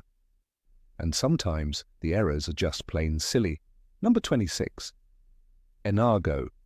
In a world where magic governs the laws of reality, where spells mend broken bones, control the weather, unlock doors, and even summon objects from across vast distances, it's surprising to discover that not every spell holds the same practical value. Among the many enchantments introduced in J.K. Rowling's magical universe, one stands out as particularly bizarre, absurd, and quite frankly, useless. Enervating nasal rain, better known by its incantation, Enargo. A spell whose sole function is to cause a heavy stream of water to pour from the nostrils of its victim. The result? Hilarity, confusion, and often disgust. The spell is so obscure that many casual readers of the Harry Potter series may not even remember encountering it. That's because it appears fleetingly, buried within the pages of the Tales of Beedle the Bard, or referenced in jest among Hogwarts students, always more punchline than practical tool.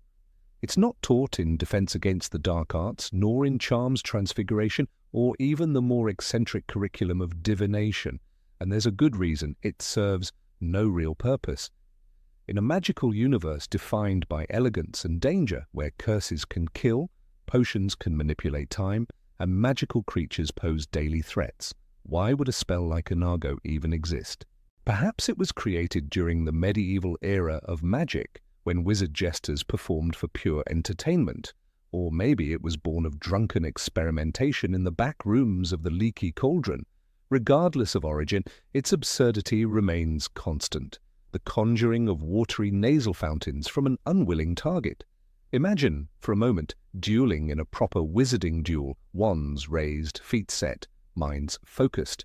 Your opponent casts Expelliarmus, and your wand flies from your hand. In response, do you retaliate with Stupefy, Protego, or perhaps something more devious like Langlock? No. Instead, you raise your voice and shout, "Enargo!" and then your opponent begins gushing water from their nostrils as though they'd swallowed the Thames. Is the duel over? Hardly. You've simply annoyed them. And now they're drenched, humiliated, and more determined than ever to hex you into next Tuesday. The ridiculousness of Enargo became somewhat legendary at Hogwarts after a certain incident involving a fourth-year Hufflepuff named Arnold Digby. During an ill-advised attempt to impress a group of Ravenclaw girls, Arnold sneaked into the library and attempted to cast Enargo on an unsuspecting Filch who was nodding off near a stack of confiscated items. The spell misfired, rebounded off a mirrored surface, and struck Arnold himself. According to witnesses, he spent the next 5 minutes coughing, sputtering, and leaking water from both nostrils, while Madame Pince screamed about the damage to her first edition of magical hieroglyphs and logograms. It's this lack of precision, this utter absence of strategic value, that makes Enargo such a curious case. Unlike humorous jinxes such as Tarantallegra, which forces the victim to uncontrollably dance, or Rictus Empra, which induces laughter through tickling, Enargo isn't even fun in a mischievous way. It's awkward, embarrassing, possibly dangerous if the victim begins to choke. No professor at Hogwarts ever refers to it in a lesson. Even the Weasley twins, known for their pranks and enthusiasm for offbeat magic, never included Enargo in their practical joke repertoire at Weasley's Wizard Wheezes. "We want our customers laughing," George once said in an interview, "not drowning." One could argue that the only conceivable value of Enago lies in its ability to humiliate.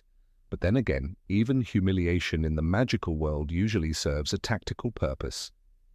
Consider Levicorpus, the non-verbal spell that hoists its target into the air by the ankle. Severus Snape invented it, and James Potter used it liberally in his school days. While humiliating, it also immobilized the victim. That is utility. Enago, by contrast, provides the same embarrassment, but none of the advantage. It's as if someone invented magical sneezing powder, except it's wet and uncomfortable and serves no higher goal. Even in the heat of battle, using Enago is akin to flinging a custard pie at a Dementor. It's whimsical nonsense. What possible outcome could be achieved from causing an Auror, a Death Eater, or even a simple shopkeeper to leak water uncontrollably from their nose? The target could still attack, still retaliate. In fact, they're likely to be even more focused, even more lethal, driven by the sheer audacity of your chosen tactic. Perhaps the most damning indictment of Enago lies in the absence of its mention in any serious wizarding literature. The Standard Book of Spells by Miranda Goshawk makes no mention of it, nor is it included in Defensive Magical Theory by Wilbert Slinkard, a man so conservative that he once considered Lumos an unnecessary provocation. Even Magic Mosta Evi, which catalogues some of the most disturbing and repugnant spells ever devised, ignores it entirely. There is, however, a fleeting reference in the margin of a battered spellbook found in the Room of Requirement during the hunt for Horcruxes. Hermione once stumbled across a scribbled comment, apparently written by a Slytherin student years prior. "Enago. Tried it on Montague after supper. Didn't work. Got splashed. He punched me." That single note says more about the spell's failure than any official documentation ever could. Even within the wider wizarding community, the spell is met with derision. The Magical Law Enforcement Squad has never approved it for use. The Aura Office doesn't train with it. The Department of Mysteries doesn't study it. And not a single recorded duel in the annals of magical history ever turned on the casting of Enago. Not even as a distraction. Not even by accident. In contrast, compare this with seemingly minor spells that found powerful utility. Alohomora, for example, initially sounds unremarkable, simply opening locks. Yet how many times did Harry, Hermione, and Ron rely on it to escape deadly traps or uncover secrets? Or Muffliato, the spell invented by Snape that fills the ears of those nearby with buzzing. An excellent tool for quiet planning. Both spells are mundane, even boring, but useful. Enago is mundane, boring, and still manages to fail on every front. The spell's very existence raises a philosophical question. Should all spells be useful? The magical world, after all, is not strictly utilitarian. There's space for creativity, for expression, even for harmless fun. The cheering charm exists, after all, and no one questions its merit. But there's a difference between a spell designed to uplift and one designed to inconvenience. Where the former builds joy, the latter simply wastes time. The case of Enago also highlights the strange divide between magical theory and practice. In theory, the manipulation of bodily fluids is not new.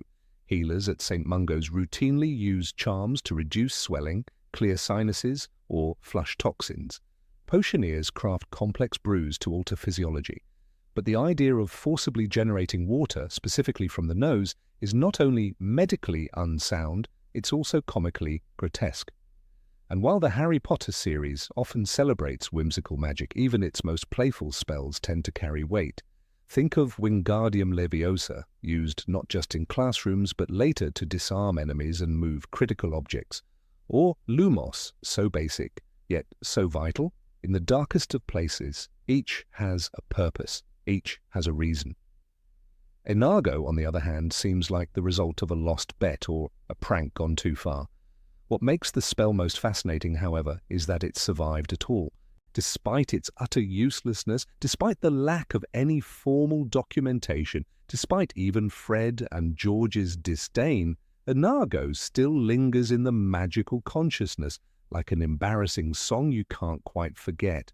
Perhaps this is the real legacy of Enago, not power, not utility, but endurance. It is the cockroach of spells, surviving by being so unimportant that no one ever bothers to erase it.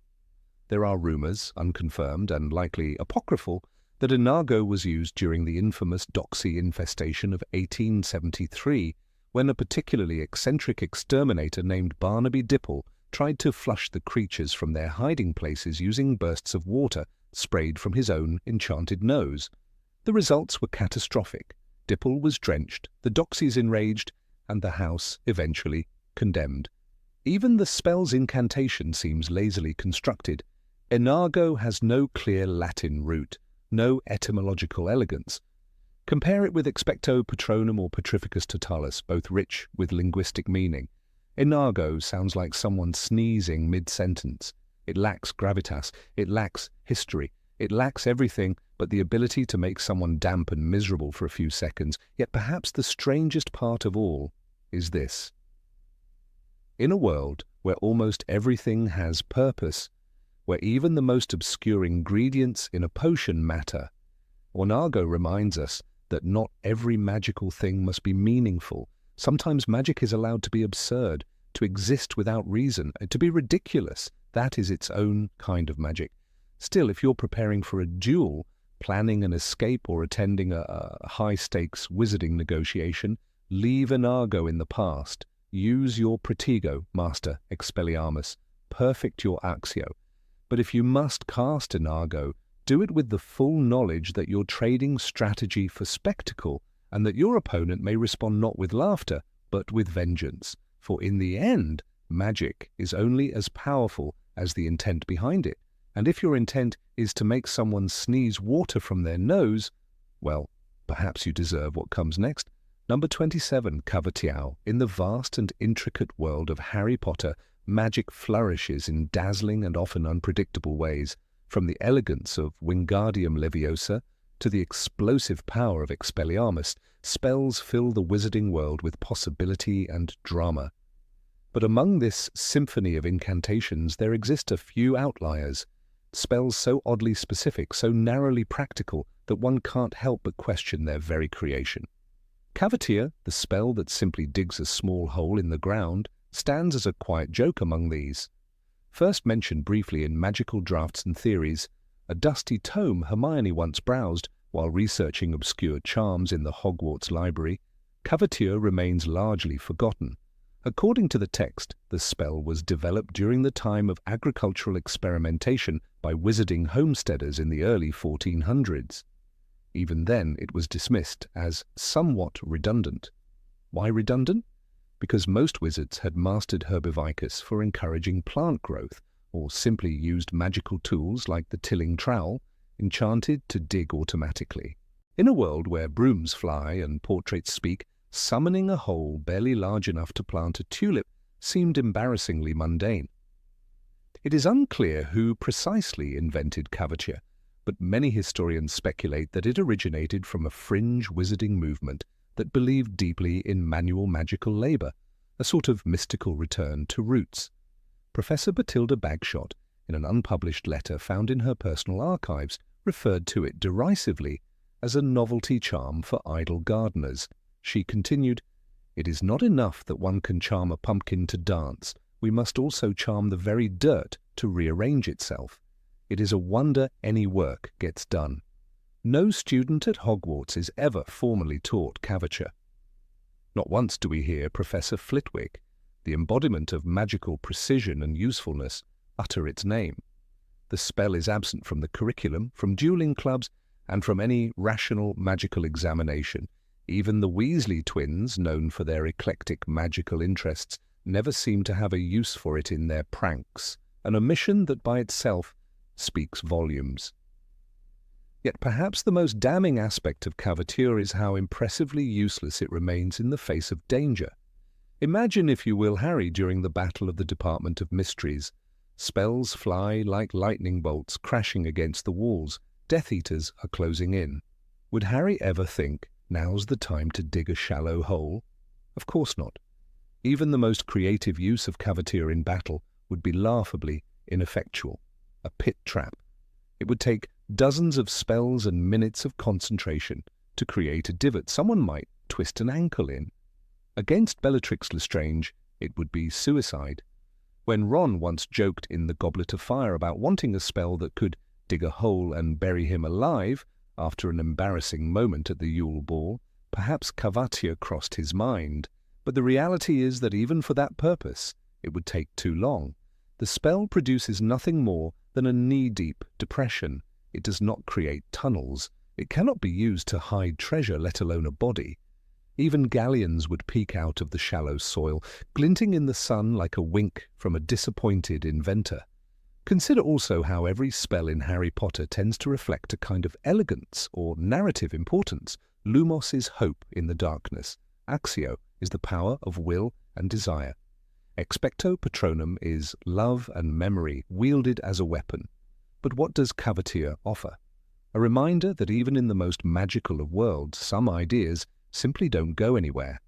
One might argue, as a few eccentric herbologists have, that Cavatia has its place. Neville Longbottom, during his apprenticeship at the Magical Botany Institute, once mentioned in a footnote that Cavatia was handy for planting mandrakes during frost season, when digging by hand might harm their roots. But even Neville, gentle as he was, admitted in the same breath, "I could have used a shovel just as easily." Indeed, the spell has never been the deciding factor in any harvest. The magical world has enchanted scythes, self-digging spades, and even creatures that aerate soil by crawling through it in choreographed lines. Cavatia is a child's drawing next to a Rembrandt. Magical law enforcement never uses it either. Auras are trained in hundreds of combat spells, defensive barriers, detection charms, and counter curses. Cavatia has never appeared on any training scroll. Kingsley Shacklebolt once joked at an Aura reunion, according to a Daily Prophet side column, that the only time he ever saw Cavatia used in the field was by a young recruit trying to hide his confiscated flask of fire whiskey. The hole was so small the bottle stuck halfway out. He was reprimanded, not for the fire whiskey, but for using such a tragically ineffective spell. The only known historical use of Cavatia in what might be called an adventure occurred in 1842 when amateur explorer Mortimer Crouch, no relation to Barty, claimed he used it to unearth a cursed figurine of a mummified imp near the coast of Cornwall. His notes, however, are dubious. Most scholars agree he probably just picked it up from the beach sand. He later admitted, "The spell worked after 22 tries. My wand got damp and I had to finish the hole with my hands anyway." Even children find it disappointing. During a summer break at the Burrow, Ginny once attempted to use Cavatia to help Molly plant tulip bulbs. The spell fizzled pathetically, barely disturbing the soil. Molly waved her wand and instantly finished the row using Flora Reveler, a gardening charm that not only digs but also lays compost and arranges seeds in precise patterns. "Nice try, dear," she said kindly, "but perhaps leave the digging to real spells." One of the only humorous footnotes about Cavatia comes from the joke shop community. In an early edition of Magical Practicalities for the Prankster Soul, Zonko's founder described a prank called the Grave Misunderstanding, where a friend is lured to a spot and the caster uses Cavatia to create a tiny hole, shouting, "A ghost is buried here." The spell, paired with a smoke-puffed jinx and a toy skeleton hand, was a mild hit among first years, but even then Zonko's pulled it from shelves claiming the charm simply lacked flair. In a world brimming with dangerous secrets, ancient magic, and dark forces, it is almost comforting to know that some spells are too harmless to matter. Cavatia is a magical dead end, a cul-de-sac in the road of sorcery. It doesn't harm, doesn't heal, doesn't protect, and doesn't reveal. It only moves dirt. A little. Not even with enthusiasm. There are moments, however, when uselessness becomes poetic. During a visit to the Forbidden Forest, Hagrid once muttered about how some spells are made just to remind us magic can be gentle. It's possible he was referring to Cavatia. After all, when digging homes for nifflers or planting new acromantula trees, a small touch might be better than a dramatic one. But even then, Hagrid, being half-giant, could dig faster with his hands. Magical innovators have tried to repurpose the spell. In 2007, an experimental group at the Department of Magical Infrastructure attempted to amplify cavatia to create emergency sinkholes for redirecting floodwaters.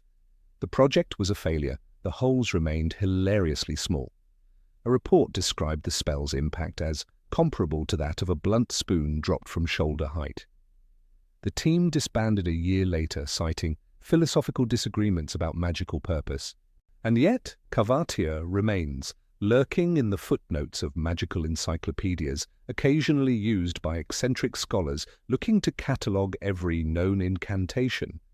Its Latin root, cavare, to hollow, offers a dignified origin. But names cannot bestow power. Spells, in the end, are remembered not for their etymology but for their impact. The irony of cavature is not just in its uselessness, but in how it underscores the magical world's variety. Not every spell can be a game-changer. Some exist to fill the pages between greatness. Like a silent background character in a bustling portrait, cavature watches the grand narrative unfold, offering nothing but a whisper of movement in the dirt. So next time someone quotes Dumbledore's wisdom, "It is our choices, Harry, that show what we truly are." Perhaps remember that even within choice there is absurdity, and sometimes choosing to cast cavatia says more about you than the spell ever will.